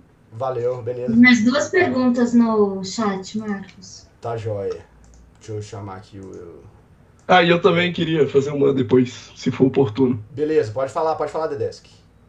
É interessante isso que você estava falando para responder a pergunta do Thiago, né? Mas vale lembrar, só para destacar, que isso não vale só para drogas químicas, né? Tudo quanto é vício, masturbação, jogo de azar, é o mesmo esquema. Isso. O que ficou dúbio, que eu não saberia dizer, e eu queria ouvir de ti, como é que funciona o processo da reversão do vício, né? Uma vez que você já banalizou o seu sistema de recompensas para receber uma dose muito grande de dopamina, seja lá o que for, como é que você faz para voltar atrás nesse processo? Pois é. É uma dessensibilização? Como é que faz? A maioria do que a gente vê na literatura psicológica é o seguinte, é que a gente, da mesma forma como a gente viciou esse sistema, a gente pode desviciar ele ao deixar de fornecer a quantidade de estímulos de dopamina que ele está pedindo, porque ele já está pedindo uma quantidade, né, completamente irreal, insustentável. E a partir... Aí, lembra que eu falei aquele processo? Que os receptores de dopamina, eles deprimem, eles entram para dentro do neurônio. Seria como se ele fosse... Se ao longo do tempo ele pudesse retornar, ele pudesse voltar a esses graus. Mas agora, isso ainda está sendo pesquisado, isso ainda não é certo, mas usando lógica e bom senso é o seguinte, o grau de agressividade com o qual ele foi prejudicado, ele foi deprimido, ele vai ser proporcional ao grau de dificuldade para que ele retorne, para que ele se recupere. Porque existe regeneração cerebral, a gente produz também novos neurônios, a gente pode, de alguma forma, refazer esse sistema. Agora, o quão grave vai ser esse processo, qual que é o tipo de auxílio químico que ele pode ser necessário, né? Porque a gente está falando aqui do ponto de vista neurológico, que está acontecendo dentro do nosso cérebro e fora, o nosso comportamento. E o quanto vai ser difícil a gente aguentar, né, um comportamento, uma situação, pelo tempo necessário para a gente sair desse processo de vício. É muito complicado. Então, às vezes você precisa de um químico para deprimir o seu sistema nervoso, para permitir que você tenha tranquilidade, para que você pare de se expor a esse agente viciante, para que o seu captador de dopamina volte ao normal. Essa é uma das possibilidades. Do ponto de vista do comportamento, é você, obviamente, né, você você evitar esse tipo de comportamento, ou você vai para um processo mais radical de abstinência total, mas aí os riscos também são muito grandes. Os remédios que você vai ter que provavelmente tomar para aguentar passar por esse período de abstinência também podem ser podem trazer um perigo maior para o seu organismo. Então tudo isso aí é proporcional, né? Na medida em que você sofrer um dano mais grave, mais difícil vai ser a recuperação. Mas isso acontece, isso é possível. A reversão do vício é possível. Mas é aquela coisa, né? Ainda que você recupere essa capacidade de experimentar as sensações e as emoções, ainda que você saia um pouco desse estado um pouco letárgico e apático, a tentação de voltar para aquele vício vai surgir. E é justamente no momento em que você estiver mais vulnerável, né, mais sensível a um momento negativo, a um momento deprimido, você vai tender a querer recuperar por aquela mesma via. Você vai querer aí a recair, eu quero recair. Eu preciso muito de uma alegria, eu estou num momento muito para baixo. Aí é o perigo. Aí é a hora que você tem que ficar longe da bebida, a hora que você tem que ficar longe da droga, porque a primeira vontade, a primeira informação que o seu sistema de motivação vai te fornecer é: você precisa daquilo. Porque você sabe que aquilo te anima, você sabe que aquilo te excita, então você tem que buscar aquilo de novo. E aí, obviamente, você vai estar muito mais sensível àquele tipo de estímulo, e aí é recaída de uma vez só. Por isso que é muito comum, né? Em alcoólicos anônimos, em grupos de reabilitação de dependentes químicos, olha, é zero, é não passar perto, é não flertar com aquilo. Uma vez que você consegue não consumir, obviamente, né, você consegue sair do consumo, você não pode nem passar perto. E aí entra aquela coisa, né, de que você sempre vai estar em recuperação, no sentido de que você nunca vai poder voltar muito dificilmente você vai conseguir voltar a ter uma relação com aquela substância saudável, equilibrada, né, se você chegar num nível muito profundo de vício, né. Tranquilo? Beleza? Ô, Marcos. Oi? Existe até um programa de prevenção à recaída que se usa no tratamento para dependência química, e ele diz que os dependentes químicos devem evitar pessoas, lugares e situações que podem comprometer o processo de recuperação. Sim. Que podem colocá-lo em risco. Exato. A uma possível recaída. Por quê? Por que isso acontece? Seu cérebro já criou um sistema de solução de problema ou de obtenção de alegria e de prazer que conta com aquele agente, que conta com aquele ambiente. Então não é só a substância em que você se vicia, é no sistema, é no cenário que seu cérebro desenhou. Olha, eu preciso da bebida, a bebida é o que me traz alegria, é o que me traz alívio. O que me lembra quando eu penso em bebida? Me lembra do amigo tal, da turma tal, do bar tal, da cidade tal. Sempre que eu bebia, que era bom e que eu me divertia, no começo era muito bom, era nesse bar, era com esses amigos. Tudo isso aí vai compondo o seu sistema de solução de problema, que é mediado pelo seu sistema de motivação, e aí ele vai te levando para esses lugares. Então, é por isso que a gente tem que se afastar, né, no momento, pelo menos no momento de voltar desse estado de vício, você tem que se afastar de tudo aquilo que te lembra, de tudo aquilo que é associado ao que te trouxe a dependência. Então é um processo bem mais delicado. Tem uma pergunta aqui da Carla. Carla, você sabe dizer qual a relação da impulsividade com esse sistema de motivação? Quando eu falei da compulsão, isso aí fez sentido para você? Que eu te disse que a impulsividade, ela tá ligada ao neuroticismo, tá? Ela é um subtraço do neuroticismo. Ela tá ligada à compulsão e ao vício porque a impulsividade te leva a tomar uma decisão sem muito raciocínio. O que é tomar uma decisão sem muito raciocínio? A gente está falando aqui sobre sistema de motivação, sobre construir um esquema mental para satisfazer uma necessidade ou para resolver um problema. Quando isso acontece, você tem várias opções, certo? Como eu falei o exemplo aqui de comida. Eu estou com fome aqui agora, eu tenho várias opções e vários meios de resolver esse problema de comida. Eu posso tanto ir na cozinha e esquentar o almoço que sobrou um pouquinho e jantar ele, como eu posso ligar para o restaurante mais caro da cidade e pedir todos os pratos do restaurante e gastar uma grana que eu não posso gastar. Então existem formas melhores e formas piores de resolver um problema, certo? A impulsividade, o problema dela é o quê? Ela vai te levar a tomar a decisão mais rápida, a mais imediata que você pensar. E nem sempre a primeira decisão que você pensar é a melhor. Então ela pode te levar a fazer escolhas ruins. Por isso que a pessoa impulsiva, ela faz um negócio sem pensar. Não quer dizer necessariamente que ela vai errar, tá? Mas dificilmente você vai ser, né, genial a ponto de que a primeira coisa que você pensa vai ser sempre a melhor solução. Então, sendo impulsivo é um comportamento de risco. Você faz sem pensar, você faz sem pensar. Uma hora você vai ter uma ideia péssima, em vez de pensar 2 vezes e descartar ela e escolher outra, você vai lá e realiza essa ideia. E é aí que entra o problema. Fez sentido isso? Beleza? Então beleza, pessoal. Vamos adiantar mais um pouquinho aqui. Surgindo dúvidas, vocês vão me chamando aí, tá? Então beleza. Então a gente tá falando Hoje, aqui... ô Marcos, Pode falar. licença. Vai. Porque eu tinha feito essa pergunta da impulsividade, Tá. porque eu tinha pensado, eu estava lendo os artigos falando sobre como usuários de MD, por exemplo, Uhum. tem, assim, o sistema serotonérgico deles assim, diferente, eles são mais impulsivos, e eu fiquei pensando se isso tinha alguma coisa a ver com a motivação. O sistema de motivação utiliza também a serotonina? Utiliza também. Ele utiliza a serotonina e a dopamina. O sistema de motivação exploratório, o nosso sistema cerebral plástico, né, que é composto pelos traços de extroversão, abertura e experiência, ele é mais movido pelo sistema serotonérgico. E o sistema de estabilização, o sistema de fixidez de personalidade, ele é mais movido pelo sistema serotonérgico. Então, realmente, há diferença desses dois neurotransmissores. A dopamina, ela é recompensa pela atividade e pela expectativa. Então, a tendência de você mover em direção à compulsão, em direção a, vamos dizer assim, a plasticidade, ao excesso de ação desmedida, ela quer a recompensa mais rápida. E essa recompensa rápida é dada pela serotonina. Pela dopamina, desculpa. É por isso que a dopamina é a mais perigosa nesse sentido. Certo? Então, é ela que é mais iniciadora de vício para esse tipo de comportamento. Ela está mais ligada ao comportamento compulsivo. Visto que o traço de personalidade que está ligado ao sistema de plasticidade, o de fixidez é estabilidade emocional. Estabilidade emocional é baixo neuroticismo. Então, o comportamento, o traço de personalidade que está mais ligado a essa dimensão plástica do cérebro, que é dar mais ação, mais motivação, mais transformação, é o contrário de estabilidade emocional, que é autoneuroticismo. Então, ele vai estar mais ligado à busca por dopamina. Vai levar ao comportamento compulsivo, de mania e tudo mais. Beleza? Fez sentido? Fez sim, fez bastante. Legal. Obrigado. Tranquilo, nada. Então, beleza. Vamos voltar aqui, então. Beleza, pode passar um pouquinho, pode passar, por favor, esse slide. Nós vamos falar agora um pouquinho de algumas emoções, né? A gente falou agora de motivações, agora das emoções. Então, a gente pode dividir o nosso sistema de emoções em 2 grupos, que são de emoções positivas, que é mediado pelo nosso traço da extroversão, e o sistema de emoções negativas, que é mediado pelo neuroticismo. E a gente pode dividir as emoções positivas em 2 grupos. A gente tem emoções positivas quando a gente leva um sistema de motivação até o limite, que é o que a gente falou aqui agora.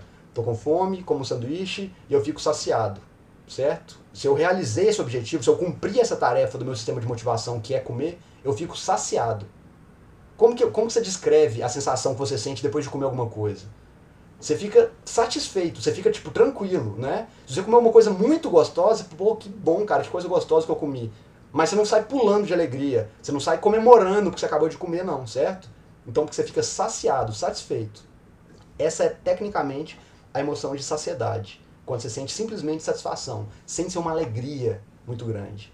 E o termo de saciedade, ele é descrito justamente pela sensação que a gente tem depois que a gente conclui um objetivo, que a gente age dentro desse sistema de motivação, que a gente constrói esse plano na nossa mente, a gente age nesse plano e tem o resultado esperado. Quando a gente tem um resultado esperado, a gente fica satisfeito. Então, a saciedade ela é uma emoção incondicionada, ela é uma emoção automática. A gente não tem que aprender a saciedade. Basta você ter uma motivação, uma necessidade e satisfazer ela, saciedade. Beleza? A outra forma de emoção positiva que a gente sente é quando a gente pensa que a gente pode conseguir uma recompensa. É a expectativa da consumação de um objetivo. Essa é outra forma de recompensa que a gente tem. Outra emoção positiva que a gente tem. É a emoção, por exemplo, que a gente sente quando a gente está com esperança, quando a gente tem curiosidade, quando a gente está com antecipação de alguma coisa boa acontecer, quando a gente fica excitado, fica entusiasmado. Todas essas emoções que a gente relaciona a estar feliz é como a gente sente quando a gente está em busca por uma recompensa, em busca de um objetivo, e a gente tem informações que nos indicam que a gente está conseguindo esse objetivo. Essa aí se chama recompensa de incentivo. Porque é isso que permite que a gente continue motivado e continue buscando um objetivo. O impulso que a gente tem para se mover, né, em direção a uma recompensa. É isso que faz liberar essa sensação. É isso que faz liberar a dopamina. Então, a emoção positiva, ela está ligada a essa expectativa de conseguir ou de realizar alguma coisa. Então, por exemplo, quando a gente está animado, por exemplo, para ir numa festa, vocês percebem isso? Eu estou animado por um evento, por uma festa. E aí, muitas vezes, a alegria que você tem dando antecipação, a expectativa é muito maior do que a alegria que você sente quando você está lá na festa. Porque o seu objetivo era chegar na festa, era ir na festa. Quando você já está na festa, seu cérebro pensa, cara, resolveu, você já conseguiu o seu objetivo, tranquilo, fique satisfeito. Mas você não fica, né, mega empolgado. Então, quando a gente está buscando alguma coisa, eu quero comprar um presente, eu quero ganhar alguma coisa, eu quero comprar um carro, estou juntando dinheiro e tudo mais. Aquela expectativa que a gente sente, às vezes ela é muito mais forte do que a alegria, do que o golpe emocional que a gente sente quando a gente consegue aquela coisa. Isso parece meio ilógico, né? Por que a alegria da expectativa é maior do que a alegria de ter a coisa em si? Mas se a gente pensar desse sentido neurológico, faz todo sentido. Porque a nossa motivação para nos mover até o objetivo, ela tem que ser maior. Do contrário, a gente só ia desistir daquilo ali. Não ia valer a pena. A gente nunca ia chegar nesses objetivos. É isso que acontece quando o nosso sistema de recompensa está viciado. Então, se a gente acostuma a ter recompensa toda hora, quando a gente vai fazer uma coisa que exige longo prazo, igual fazer uma faculdade, estudar para um concurso, desenvolver um relacionamento com uma pessoa, parece muito chato, né? Nossa, mas não vem, né? O negócio não termina, tá sempre construindo algo. Então, uma vez que o objetivo é atingido, o meu sistema de motivação ele vai ficar, né, tranquilo. Mas a injeção de motivação que eu preciso ter durante esse processo é muito maior. Por isso que é perigoso a gente viciar o nosso sistema de recompensa. E hoje em dia é muito fácil fazer isso. Com tecnologia, com rede social e tudo mais. Então, esse sistema de aproximação que a gente tem, ele usa dessa sensação de recompensa, de consumação, né, pela recompensa, e faz uso de uma série de mecanismos sensoriais para guiar a gente. Como o cheiro, como o gosto, como alguma coisa que a gente vê. E assim a gente é levado a se aproximar de umas coisas, ou levado a se afastar de outras coisas. E aí quando alguma coisa ruim acontece, quando algum erro acontece, a gente vai lá, para e se reorienta. Né? Se for uma situação de perigo, o que acontece diante do perigo? A gente tende a ficar paralisado, certo? Quando acontece uma coisa que a gente não consegue explicar, lembra que a gente falou na segunda aula, sobre o risco de você ter um falso positivo, né, é muito menor do que um falso negativo. Quando você enxerga alguma coisa, você vê que aquilo ali é um sinal de problema, é melhor que você pare ou que você se afaste. Porque se você continuar indo na direção daquilo que te ameaça, você pode estar indo em direção ao perigo, em direção à morte. Então a gente tende a ficar paralisado. Então por isso que quando a gente está interagindo com uma pessoa, e ela tem um comportamento às vezes esquisito, nossa, a pessoa, não entendi o que essa pessoa fez. Que esquisita essa reação dela, não esperava isso dela. A gente tende a dar uma travada, ficar com medo. Pô, peraí, eu achei que eu estava me relacionando com essa pessoa em um certo grau de transparência, de segurança, mas eu me enganei. E eu não sei do que mais eu estou enganado sobre essa pessoa. Então o mapa mental que eu estava fazendo sobre ela pode estar errado. Então a gente tende a travar e se reorientar para a gente poder se mover de uma forma diferente nesse ambiente. Então esse é um processo padrão, certo? Beleza, vamos ver agora... Pode passar desse, por favor. Esse esqueminha aí que eu fiz pra gente tentar entender é o nosso sistema é o que acontece na prática, nesse quadro que a gente está tentando desenhar. Vamos lá. A gente tem emoções positivas que vão nos movimentando em direção ao nosso objetivo. E as nossas emoções negativas nos movem para longe dessas fontes possíveis de perigo. Seja para proteger, né? Se ela identificar alguma coisa perigosa ou alguma coisa que pode nos machucar. Então, quando algo negativo, quando um obstáculo aparece, a gente reconfigura, a gente replaneja nossas ações, a gente pensa numa nova forma de aproximar aquele problema, e aí a gente reajusta nossas atitudes e a gente continua seguindo em frente, para chegar no ponto B, que é o que vai trazer o objetivo, que é o que vai trazer a recompensa consumatória. Então, vamos falar, a gente está pensando aqui em extroversão e neuroticismo. As pessoas que tendem a superestimar os sinais positivos, as ferramentas... os sinais de sucesso que a gente tem, elas são consideradas pessoas mais otimistas. São as pessoas que superestimam os obstáculos. É aquela pessoa que recebeu um elogio do professor, ela acha que é um gênio já. Ela acha que está resolvida a vida dela. Certo? Então, se ela superestima os obstáculos, a gente diz que essa pessoa ela tem um nível de extroversão maior. Ela tem mais sensibilidade a sinais positivos. E se a pessoa superestima os obstáculos, os problemas, os sinais de erro, a gente fala que essa pessoa é o quê? Ela é pessimista. Ela está hiperdimensionando tudo que é negativo. Então a gente vai falar que essa pessoa é pessimista e ela provavelmente vai ter um neuroticismo mais alto. Então é esse papel que as emoções têm no nosso sistema de regulação, no nosso sistema de motivação. E por isso que elas são mediadas pela extroversão e pelo neuroticismo. Ficou tranquilo isso aí, pessoal? O papel que cada um desses traços tem nesse nosso sistema de movimentação, de busca por objetivos? Então, em pessoas que estão vamos dizer assim, com sistemas mais ou menos, né, funcionando dentro de um padrão, estão num sistema mais equilibrado, esse processo de encontrar um erro, de encontrar um problema, de parar, de respirar fundo, de reorganizar, de pensar numa forma melhor de agir, ela acontece naturalmente. É normal a gente ficar baqueado, né, diante de uma tristeza, diante de um acontecimento negativo. A gente para um pouquinho, fica triste um pouco, respira, conversa com uma pessoa, pede uma ajuda e segue em frente, certo? Mas em pessoas com neuroticismo muito alto, esse processo pode ficar complicado, porque a pessoa ela hiperdimensiona tanto os sinais negativos que às vezes ela trava, ela para, ela acha que não vale mais a pena.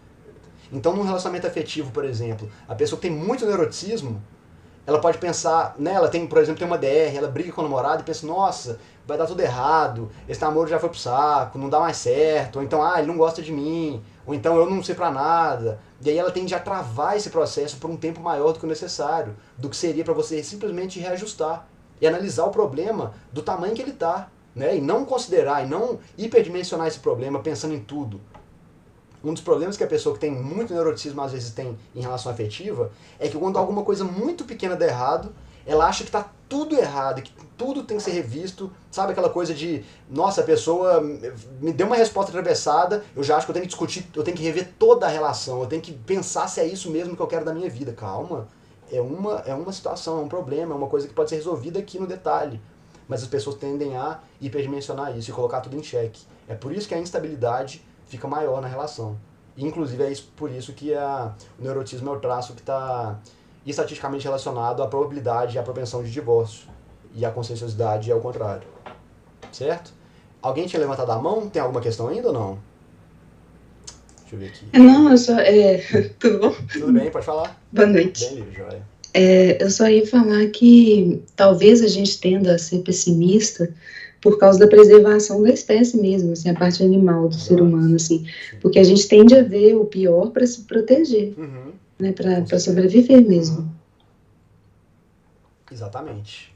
Esse é um dos traços evolutivos mais importantes, porque se a gente se tornasse incapaz de perceber o pior, de perceber o perigo, ou de demorar para perceber o perigo, né, porque a pessoa, é o que eu tô falando aqui de pessoas que têm neuroticismo muito alto, mas se você tem neuroticismo muito baixo, você tende a ser a pessoa que não vê problema em nada, que acha que tudo tá bem o tempo todo.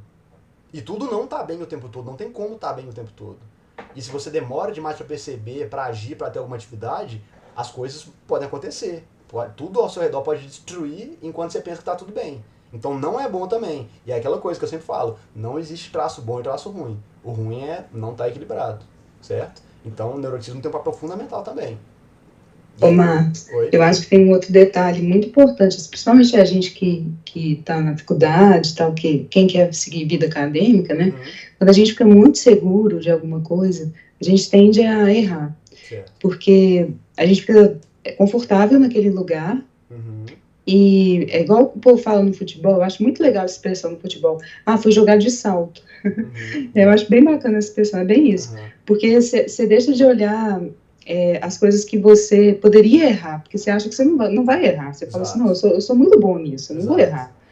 Entendeu? Então é bom você ter um pouquinho de pessimismo, eu acho, assim, sempre, mesmo que você seja muito bom em alguma coisa, para poder se precaver, assim, né? Exatamente. Por melhor que você seja, sempre tem algo novo para você aprender, sempre tem como você ser melhor, porque as atividades estão sempre evoluindo, né? O ambiente ao nosso redor está sempre alterando. Então, essa dimensão da plasticidade, da atualização que tem que ter na nossa personalidade, que é em parte mediada pelo autoneuroticismo, ela é importante, porque é a partir dela que você vai buscar novas experiências, novas informações, novas interações, para você compor o seu sistema, você se melhorar. Se você tem personalidade muito estável, muito rígida, muito fixa, a tendência é que você não busque aprimoramento. A tendência é que você ache que você está bom. Então, se você está tendo alguns sinais positivos, mas você acha que já deu, aí você relaxa. Só que na hora que você relaxa, você fica para trás, porque tudo está sempre mudando. E a gente tem que estar sempre se nutrindo com informações novas. Então, isso é muito importante. É por isso que a gente está falando. A gente tem o elemento de plasticidade e o elemento de estabilidade, mas esses dois têm que estar integrados e equilibrados. Nunca é bom polarizar só de um lado. Por isso é importante entender personalidade. Se você perceber que a sua inclinação natural, que você tem muitos traços num nível muito alto, que te inclinam demais para a plasticidade ou demais para a rigidez da personalidade, isso é perigoso. O seu desafio vai estar sempre em tentar equilibrar isso aí, para que você não fique muito parado, nem para que você se mexa demais. Certo? E a extroversão e o neuroticismo, elas tendem a variar numa pessoa na medida em que esse sistema de emoções positivas e negativas são fortes. Mas lembrando, esses dois sistemas podem ser fortes ou podem ser fracos na mesma pessoa. Então, se esses dois sistemas forem fortes, se a pessoa tiver uma inclinação, uma sensibilidade muito grande, tanto para emoção positiva como negativa, ela vai ser aquela pessoa surtada, que pensa em tudo, que fala tudo, que sente tudo ao mesmo tempo, que está feliz, que está triste, certo? Ou então, se ela tiver esses dois sistemas muito deprimidos, muito fracos, muito sensíveis, né, se ela for muito introvertida e muito estável, neuroticismo muito baixo, ela vai ser uma pessoa mais apática, mais letárgica, que não reage muito diante das situações, que não age quando tem que agir. Isso também é péssimo, certo?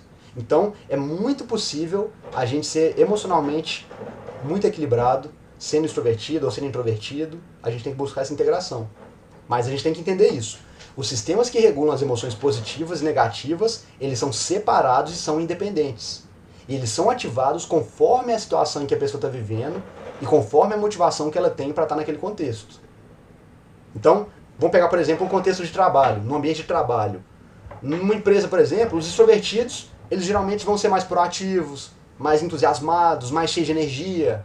Eles geralmente vão colocar em prática aquelas ideias, aqueles projetos que são concebidos pelas pessoas mais criativas, que são mais abertas à experiência. Enquanto os introvertidos, eles são mais concentrados, mais reflexivos, mais reativos. Né? O introvertido, ele tende mais a responder a estímulos ao invés de criar os estímulos.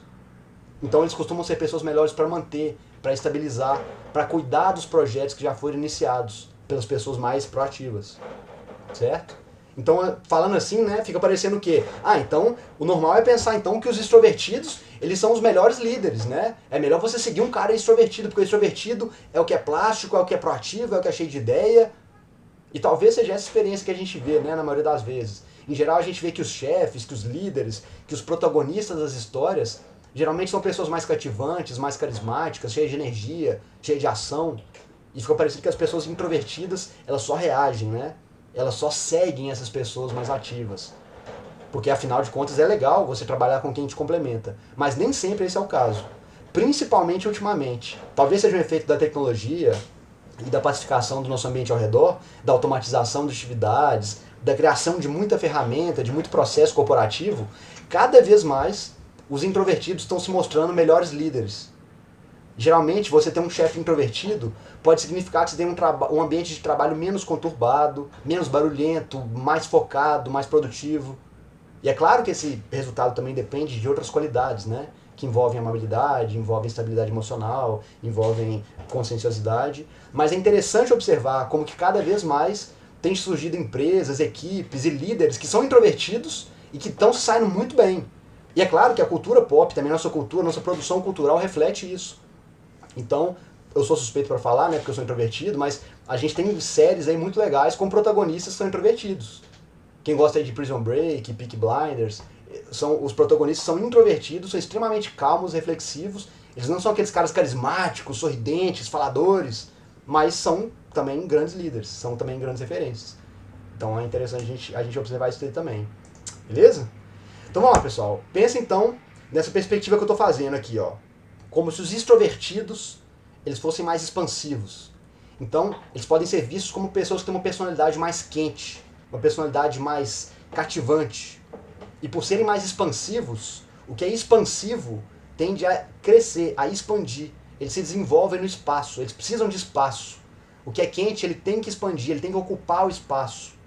Então, por exemplo, a pessoa que é extrovertida, se você tenta tirá-la demais, se você não deixa ela falar muito, se você não deixa ela sair muito, se você não deixa ela se comunicar muito, ela vai tender a ficar comprimida, ela vai ficar adoecida, ela vai tender a tentar fazer força, vai resistir a esse princípio de abafamento, de contração. Já o introvertido não. O introvertido, ele tende a ter um comportamento mais análogo ao que é frio. O introvertido, ele tende a ser mais retraído, a se concentrar num espaço menor, a se movimentar menos. Então, nesse sentido, O calor que eu estou tentando descrever como extrovertido, ele é análogo à noção de vida, de movimento. De vida mesmo, vida biológica. As pessoas extrovertidas, elas são percebidas por nós como pessoas mais cheias de vida. Já que o princípio da vida é o movimento, né? O movimento das partículas subatômicas, dos elétrons que giram em torno do núcleo dos átomos. E é esse movimento que gera energia, esse movimento que gera calor, e é esse movimento que vai ocupando os espaços, que vai dando vida para os lugares, que vai transformar os ambientes que eles estão frequentando. E os introvertidos são o contrário. Pode falar, Lívia. É só uma pergunta. Como é que o Big Five explica, por exemplo, a pessoa que... Os nerds, por exemplo, né? Que gostam de esporte, gostam de, sei lá, de estudar, tem muita energia, mas não usam energia para extroversão, usam energia para outras coisas, sabe? Assim, eles têm ideias, eles são abertos a experiências. Acho que você entendeu a pergunta. Tipo assim, só que eles não querem viver a vida louca que o povo entende que é usar energia, sabe? Exato. Eles têm energia, exatamente isso que eu estou dizendo. Ó. Não confundam, eu não estou dizendo que o extrovertido tem mais energia que o introvertido, tá? Eu estou dizendo que a energia do extrovertido ela é mais expansiva, ela é mais quente, ela tende a ir mais para fora. Ele tende a externalizar o excedente de energia que ele produz. O introvertido, ele internaliza esse excedente de energia. Então o introvertido, ele usa essa energia para dentro. Ele usa para reflexão, para concentração, para observação, para leitura, para abstração. Então, a gente comentou isso brevemente antes, mas o introvertido, ele tem uma predisposição maior, ainda mais se ele for aberto à experiência, para ficção, para fantasia. É mais comum você ver pessoas introvertidas sentadas numa mesa jogando um jogo de RPG ou discutindo sobre uma obra de literatura. Então, entre aspas, né, o nerd, ele é mais, provavelmente, ele vai ter uma tendência à introversão maior, porque ele tende a introverter, a internalizar, a interiorizar essa energia dele. E o extrovertido, não, ele precisa pôr pra fora. O extrovertido, ele tem que fazer uma atividade social, ele tem que ver gente, ele vai querer queimar essa energia, fazer uma arte marcial, isso é muito importante, certo? Mas é claro, isso eu tô falando de extremos. E eu vou explicar daqui a pouquinho já por que a maioria das pessoas está no meio, está próximo do meio. Então é muito comum, óbvio que é muito comum, a pessoa ser extrovertida e gostar de ler. É muito comum o cara ser nerd e gostar de esporte, até esporte de contato. Não, isso não é incomum, tá? Porque a maioria das pessoas está próximo da média da distribuição. Agora, a pessoa que é muito extrema na distribuição, o extremo do extrovertido, ele não vai aguentar ficar 3 horas sentado lendo um livro. Ele não vai ver graça nenhuma ficar sentado jogando um jogo de tabuleiro 5 horas, só pensando. Porque a energia dele clama por manifestação, clama por sair. Ele não consegue, vai sair correndo em volta da mesa se você colocar ele para ficar sentado jogando RPG 5 horas. Certo? Isso extremo, tá? Mas é basicamente isso que funciona. Então, vamos focar mais nessa ideia aqui da expansão e da contração, do extrovertido e do introvertido. Vamos fazer uma analogia com o livro de Gênesis, com uma história muito conhecida. A gente tem lá a história de Caim e Abel, beleza? O primeiro assassinato aí da nossa história, nossa bela história, foi esses irmãos aí. Então vamos lá. Caim e Abel, eles eram irmãos. O Caim, ele era um agricultor. E o Abel, ele era um pastor de rebanho, pastor de ovelhas. E antes desse desenvolvimento das técnicas pecuárias, os pastores de rebanho, eles eram nômades. Eles iam com o gado dele lá, com os animais dele lá para uma região, os animais pastavam ali por um tempo, ficavam ali, engordavam, depois ele tinha que andar, porque ele não podia esperar o pasto ficar lá para crescer, senão os bichos iam morrer de fome, certo? Então, o pecuarista, né, o pastor, ele tinha que andar, ele tinha que expandir, ele tinha que mudar de lugar, ele tinha que andar para onde tinha pasto, para os animais dele irem comendo e engordando. Já a agricultura, ela obedece outro princípio. A agricultura é uma atividade que demanda tempo, demanda paciência. Ela depende dos ciclos da natureza, ela depende das estações passarem. É uma atividade sazonal, que depende do clima. Então ela depende da paciência, depende da consistência. Não é à toa, né, que depois que o Caim matou Abel, a punição que Deus deu para ele foi que ele começasse a vagar pelo mundo, sem ter onde parar, sem ter onde ele se estabelecer. E isso aí para um agricultor é o fim. Como é que um agricultor que não para vai poder ter o sustento dele? Não tem jeito. Então o Caim, ele era um agricultor, ele era sedentário, ele era regido pelo princípio do tempo.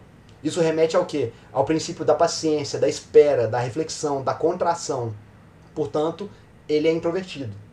Já o Abel, ele é pastor, ele é nômade, ele é regido pelo espaço. Ele remete ao princípio de expansão. Portanto, ele é extrovertido.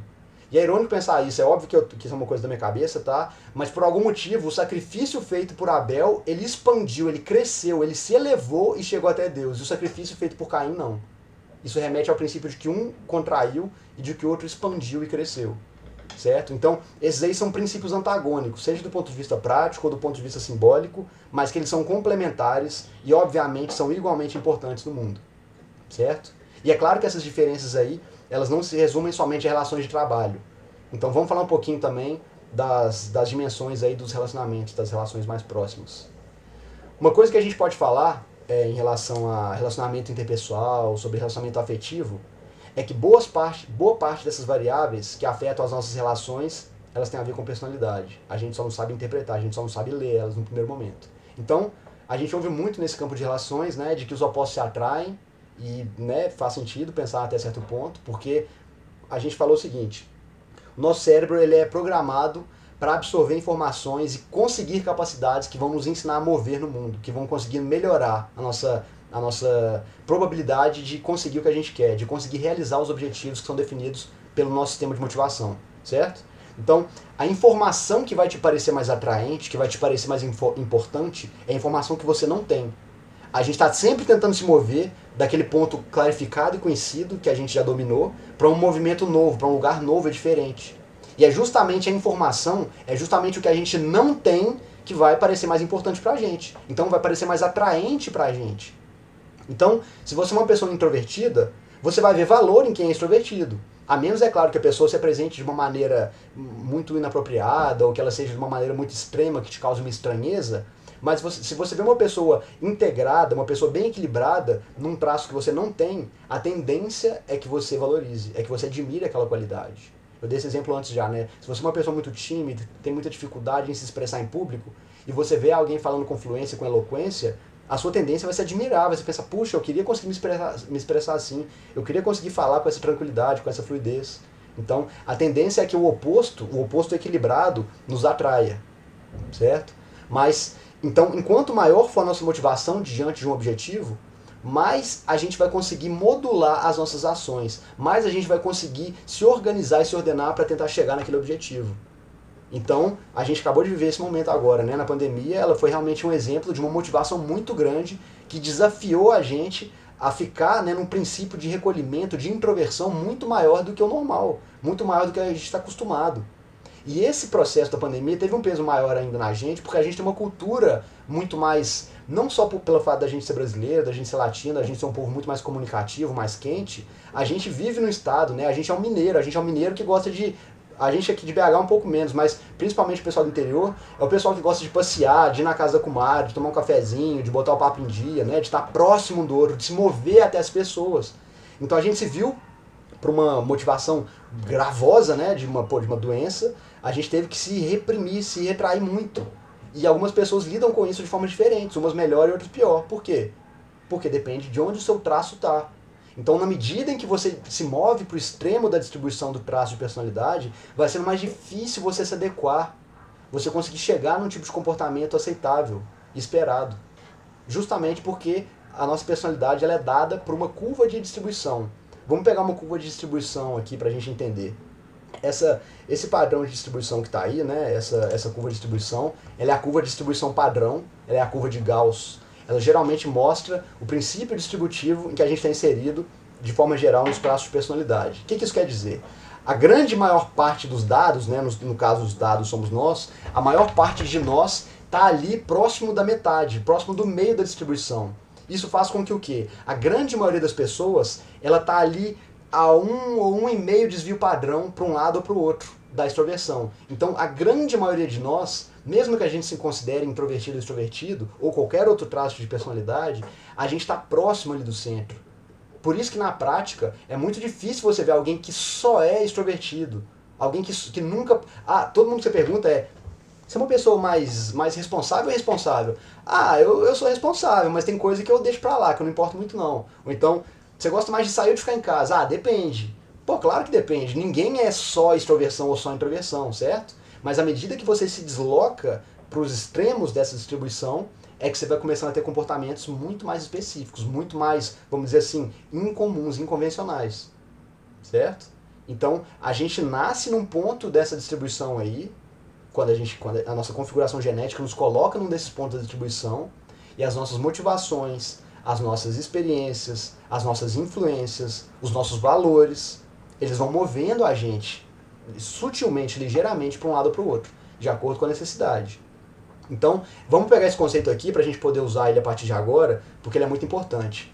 Vamos aproveitar que a gente está com esse gráfico aí e pensar, olha só, se eu falar com você, olha, você está no primeiro quartil de distribuição. Se eu falar com você sobre percentil, quer dizer enquanto você está dentro da porcentagem, dentro do 100. Então, ó, eu estou no 80º percentil de extroversão. Quer dizer que eu tenho 80% de extroversão. Isso quer dizer o quê? Eu sou mais extrovertido que 80% das pessoas e menos extrovertido do que 20%. Quer dizer o quê? Em cada 10 pessoas, eu sou a oitava mais. Certo? A oitava, quer dizer, no caso, né, eu sou a segunda mais extrovertida. Tem 7 pessoas menos extrovertidas que eu.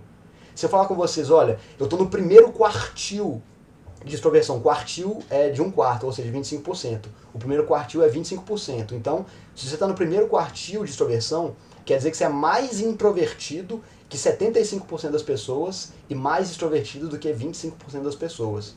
Quer dizer que você é uma pessoa muito introvertida, certo? Olha o tamanhozinho do espaço que tem de dados ali, ó, depois do 25% para cá ou para cá. Poucas pessoas são assim. Então, se você quiser pegar, por exemplo, eu quero pegar um universo de 100 pessoas. Se eu estou entre as 25 mais extrovertidas, você já está ali, você está quase 2 desvios padrão para lá da média. Você já é uma pessoa muito extrovertida, mas ainda assim, você não é 100%. Então, você vai ter momentos de introversão, você vai ter momentos que você vai se comportar de outra forma. Porque tem muita gente que descredencia as teorias de personalidade falando isso. Ah, mas eu não sou isso porque eu não sou assim toda hora. Claro que não é toda hora.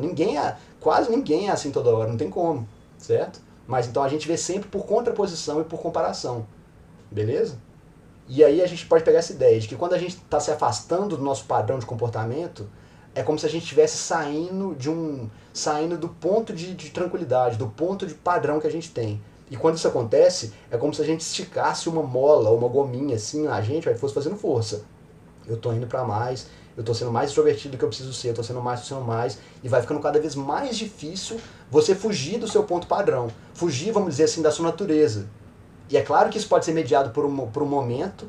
Cara, eu tô dando sangue aqui para fazer isso, eu não costumo me esforçar tanto, mas eu vou me esforçar tanto só por esse período de tempo, só para terminar esse projeto, só para conseguir passar nessa prova, depois eu volto pro meu nível padrão. Eu volto a parar de estudar 10 horas por dia, certo? Mas enquanto mais longe você for da sua natureza, mais difícil vai ser sustentar e mais forte vai ser o impacto na hora que você voltar. Então isso não é fácil, mas isso é mediado por várias coisas, por várias situações. Ficou tranquilo isso aí, pessoal? Isso é importante a gente entender, porque senão a gente começa a ter ideias erradas sobre como que a personalidade se manifesta e começa a achar que ela não faz sentido. Beleza? Vamos lá, vamos olhar agora então os traços, né? A distribuição que a gente tem dos traços. Vamos olhar isso aqui. A gente está aqui num ponto fixo que eu coloquei que a gente nasce, que a nossa genética coloca pra gente, e as experiências que a gente vai tendo vai modelando isso aí um pouquinho. A gente se aproxima mais de extremo, a gente se aproxima mais de outro, certo? Mas quando esse processo acontece de forma voluntária, ele funciona, certo? Porque, como a gente falou, os nossos mecanismos internos, eles conseguem se reorganizar, eles conseguem se adaptar. Os nossos neurotransmissores, os nossos hormônios, eles entram numa harmonia combinado com a nossa consciência para atingir um objetivo, para chegar num resultado específico. E isso aí pra gente é suportável. Então, é como se a gente pensasse que a gente tem um campo de mobilidade ali que é saudável, a partir do ponto natural do nosso traço. Então a gente pode se mover um pouco para os lados. Agora, se a gente tem uma mudança muito brusca num tipo de comportamento, num traço de personalidade, isso aí muitas vezes vai querer dizer, vai indicar o desenvolvimento de uma patologia, ou de um comportamento disfuncional. Porque não é natural de uma pessoa que é extremamente reservada, extremamente quieta, de repente ficar... Sabe, as pessoas estranham e falam, cara, essa pessoa tá diferente, o que aconteceu com ela? Ela não é assim. E geralmente tem alguma coisa realmente complicada ali acontecendo. Porque não é normal a gente mudar de um extremo ao outro. Isso geralmente indica algum tipo de problema. E a gente tem que ficar sensível a isso, observar, principalmente na gente, né? Olha, eu não costumo ser assim, isso não é normal. O que tá me causando isso aí? Por que eu tô ficando tão ansioso? Por que eu tô tentando buscar tanto a sociabilidade? Se isso nunca foi o meu padrão, certo? Então, todo tipo de mudança que acontece progressivamente, que acontece com estrutura, com planejamento, ela tende a ser mais suportável.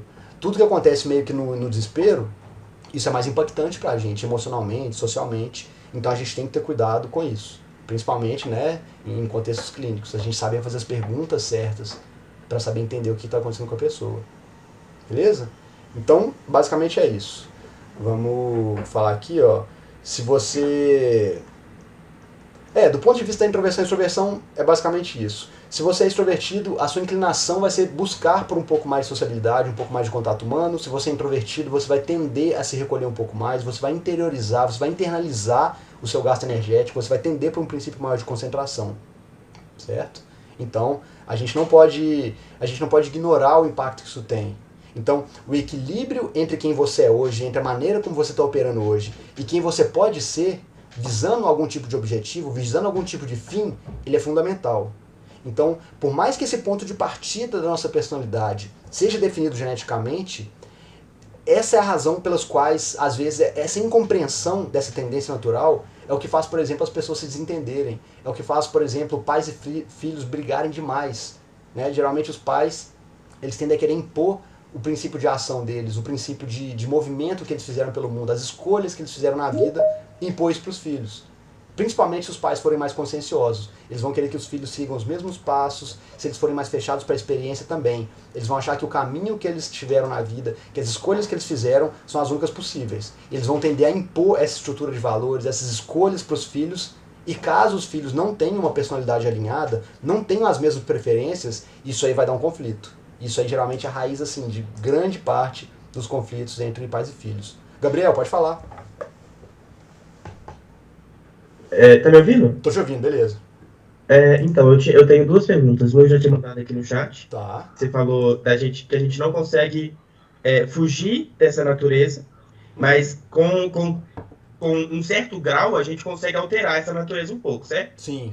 Na verdade, o comportamento. A natureza vai se manter, mas o nosso comportamento vai se alterar. Por um motivo. Entendi. Sim. A natureza a gente não altera. Tipo, por exemplo, vamos supor que eu esteja ali no meio, e aí com alguns fatores externos eu posso tender um pouco mais para introspecção ou um pouco mais para extroversão. Isso, com certeza. Um exemplo Ok. legal, um traço legal pra gente pegar esse exemplo é o seguinte, vamos considerar, por exemplo, a conscienciosidade. Vamos supor que a sua tendência a ser um pouco mais relaxado, um pouco mais leniente, um pouco mais tranquilo. Você não tende a se estressar muito com o tipo de compromisso. Mas vamos supor que pra você, pra sua sobrevivência, é fundamental você conseguir se manter no emprego que você tá agora. E vamos supor que o seu chefe tem um perfil, a empresa que você tá tem um perfil muito controlador, que exige qualidades muito pontuais, muito conscienciosas. Esse gatilho de motivação vai fazer com que você force o seu comportamento para um tipo de conscienciosidade muito grande. Não é que você não consiga ser mais consciencioso, mas isso vai ter um desgaste, um consumo em você muito maior. E a tendência é que quando você possa sair dessa situação, que você sai desse emprego, você vai ter adquirido qualidades conscienciosas, você vai ter adquirido alguns hábitos conscienciosos, mas a sua tendência vai ser retornar um pouco para o seu padrão, que é ser um pouco mais tranquilo, um pouco menos, se pressionar um pouco menos com o horário. Então, o que acontece é, às vezes a motivação e as influências que você está sofrendo, elas podem se perpetuar por um período gigante de tempo. Isso vai fazer com que você altere o seu comportamento, não a sua natureza, por um longo período de tempo. Mas pode ser que eventualmente você volte, quando esses motivadores mudarem, certo? Certo. Não, já respondeu as duas perguntas já. Maravilha. Mas, beleza demais, show. valeu. Valeu, Lorena, valeu. pode falar, por favor. Seguindo o que o colega falou, Uhum. essa mudança de comportamento pode estar por doença também, né? Se a pessoa é extrovertida, mas está em depressão, você não Exatamente. conversa, né? Vou dar um exemplo Mas prático. ela não deixa de ser extrovertida, por exemplo. Não deixa de ser. Ela está se comportando de outra maneira por causa de um estressor muito forte. Exemplo, eu conheci um caso de um senhor que ele estava com ali, jovem assim, né? Ele estava com, sei lá, 50 anos de idade. E ele teve um infarto. Quase morreu, quase morreu. E ele era um cara muito estressado, muito preocupado, muito briguento. E o médico dele falou, cara, se você... E obviamente, né, durante a vida dele inteira, todo mundo falava com ele, você tem que se acalmar, você tem que não sei o quê, não leva tudo a ferro e fogo assim, família falando, filho falando, no trabalho brigava com todo mundo, e pra ele funcionando. Na hora que ele teve esse infarto, ele quase morreu, o médico dele falou que se você não conseguir se controlar e ser mais calmo, você vai morrer. Se você tiver mais um infarto desse, você não vai aguentar. Tô te falando, você vai morrer. O cara, obviamente, virou um doce. Mas o que acontece? A natureza dele mudou por causa disso? Não. Ele teve que estruturar todo o ser dele no sentido de que, se eu não conseguir controlar, se eu não conseguir alterar essa minha perspectiva comportamental, eu simplesmente vou morrer. Ou seja, vale a pena, né, economicamente falando, do ponto de vista biológico, eu mover todos os recursos biológicos que eu tenho para equilibrar um extremo, um comportamento, um traço que vai me matar. Nesse sentido, o cara, exteriormente, o cara virou um doce. Agora, obviamente, que isso não quer dizer que, que a personalidade dele mudou, o comportamento dele mudou, por um motivo extremo, certo? Mas isso não quer dizer que a essência dele está alterada. Ele simplesmente está se organizando inteiro para poder contrapor um excesso que estava fazendo mal para ele, que era muito perigoso para ele. O que acontece é isso. Tem sentido? É sim. Beleza. Beleza, pessoal. É isso? Então tá bom, vamos falar mais 2 pontinhos aqui pra gente terminar. Então, a base teórica, tá? Se vocês quiserem traçar de onde vem a literatura dessas explicações, dessas teorias que a gente está construindo aqui, que a gente está discutindo, ela vem assim de muito tempo atrás. Em 1982, nós já citamos esse livro aqui, tá? Foi lançado, nós falamos dele na quarta aula, o livro que chama A Neuropsicologia da Ansiedade, do Jeffrey Gray. O Jeffrey Gray, ele foi aluno do Hans Eysenck, que foi um dos psicólogos mais importantes da história da psicologia, vocês já devem ter estudado sobre ele. Ele criou muitas das bases modernas que a gente usa hoje para estudar em termos de temperamento, personalidade e comportamento. E o Hans Eysenck também, ele foi o psicólogo mais citado em trabalho científico do século XX, então vale a pena ler ele. E foi o Eysenck que descobriu pela primeira vez como que a gente mede a extroversão. Antes dele, o Carl Jung já tinha definido a extroversão, já tinha definido um conceito de extroversão e introversão, mas foi o Hans Eysenck que definiu a extroversão, separou ela do neuroticismo e descobriu que esses 2 sistemas de emoções positivas e negativas, eles não são conceitos opostos. Eles só são sistemas biológicos diferentes, sistemas biológicos separados, mas que você pode ter esses 2 traços altos, esses 2 traços baixos ou equilibrado. Então, você pode ser sim uma pessoa extrovertida, feliz, confiante, animado, que sorri muito, que gosta de contar piada, que gosta de sair, de se divertir. Você gosta de estar perto das pessoas, mas você também pode ser um extrovertido e mesmo assim ser infeliz. Mesmo assim você pode ser uma pessoa extremamente preocupada, ansiosa, depressiva, frustrada, insegura. E é muito difícil conviver com pessoas assim, porque as pessoas que são muito altas em extroversão e muito altas em neuroticismo, elas são muito intensas, né? Elas são extremas de um ponto de vista emocional. Então elas podem oscilar de um estado de alegria muito grande para um estado de tristeza muito profunda num período muito curto de tempo. E é complicado para a gente fazer sentido, né, dessas alterações às vezes. Porque, nesse caso, a pessoa vai ter o sistema nervoso muito ativo, né, o sistema nervoso simpático muito ativo, e o sistema nervoso parasimpático muito mais lento. Então, revisando, tá? O sistema nervoso simpático, ele é responsável por preparar o nosso organismo para responder em situação de perigo. Então, ele coordena a liberação de adrenalina, ele coordena a aumentação dos batimentos cardíacos, ele coordena a nossa contração muscular para a gente ficar paralisado, ou então para a gente preparar para correr, né? Ele joga sangue nos nossos músculos. Então, se você tem um neuroticismo muito alto, o seu sistema nervoso simpático, ele vai tender a responder a mais estímulos e te colocar num estado de apreensão e de preocupação, né? Preparado para fugir, ou para correr, ou para lutar, por meio da liberação de cortisol no seu organismo. E isso é muito estressante. Já o sistema nervoso parasimpático, né, ele é responsável por fazer o corpo retornar ao estado emocional estável, a retornar a ter menos respostas fisiológicas, a ter menos sensibilidade a estímulos. Ele vai diminuir sua frequência cardíaca, vai diminuir sua pressão arterial, vai diminuir a quantidade de açúcar no seu sangue, vai regular o tamanho da sua pupila para ela poder expandir um pouco mais, né? Então, o nosso sistema termorregulatório também é coordenado pelo sistema nervoso simpático e parasimpático, né, para a gente conseguir esfriar o corpo depois de uma atividade muito intensa. E nas pessoas que são muito excitáveis emocionalmente, esses 2 sistemas vão viver certamente em conflito, o que torna a pessoa um pouco mais retraída, um pouco mais volátil, que são justamente os 2 subtraços do neuroticismo. Mas esse assunto aí eu vou deixar para a semana que vem. Aliás, para daqui a 2 semanas, né, a gente vai falar um pouco mais disso quando a gente falar do neuroticismo, a gente vai falar da relação do neuroticismo com algumas patologias da personalidade, certo? Vai fazer um pouco mais de sentido tudo isso aí. Então, pessoal, é isso, basicamente é isso que eu tinha que falar para vocês sobre extroversão e introversão.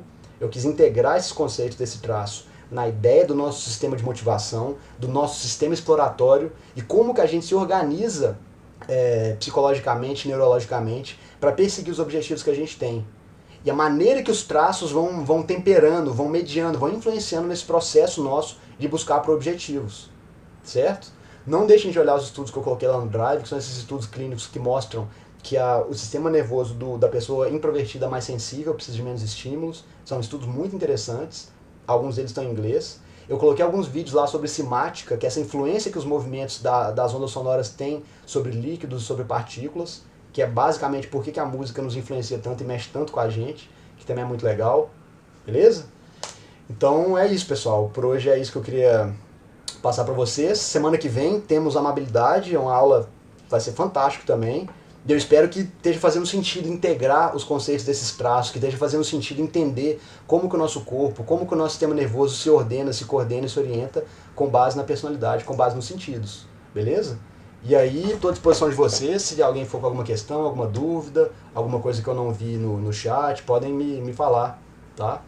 É um prazer estar aí a gente esclarecendo essas questões, porque é muita coisa, né? Às vezes fica alguma coisa assim parando. Então, se alguém tiver alguma questão, estou à disposição, viu? Valeu demais, muito obrigado, muito boa noite. Semana que vem. Valeu, Marcos, obrigadão. Obrigadão, valeu demais. Boa noite. Boa noite, boa noite. Valeu. Valeu, gente.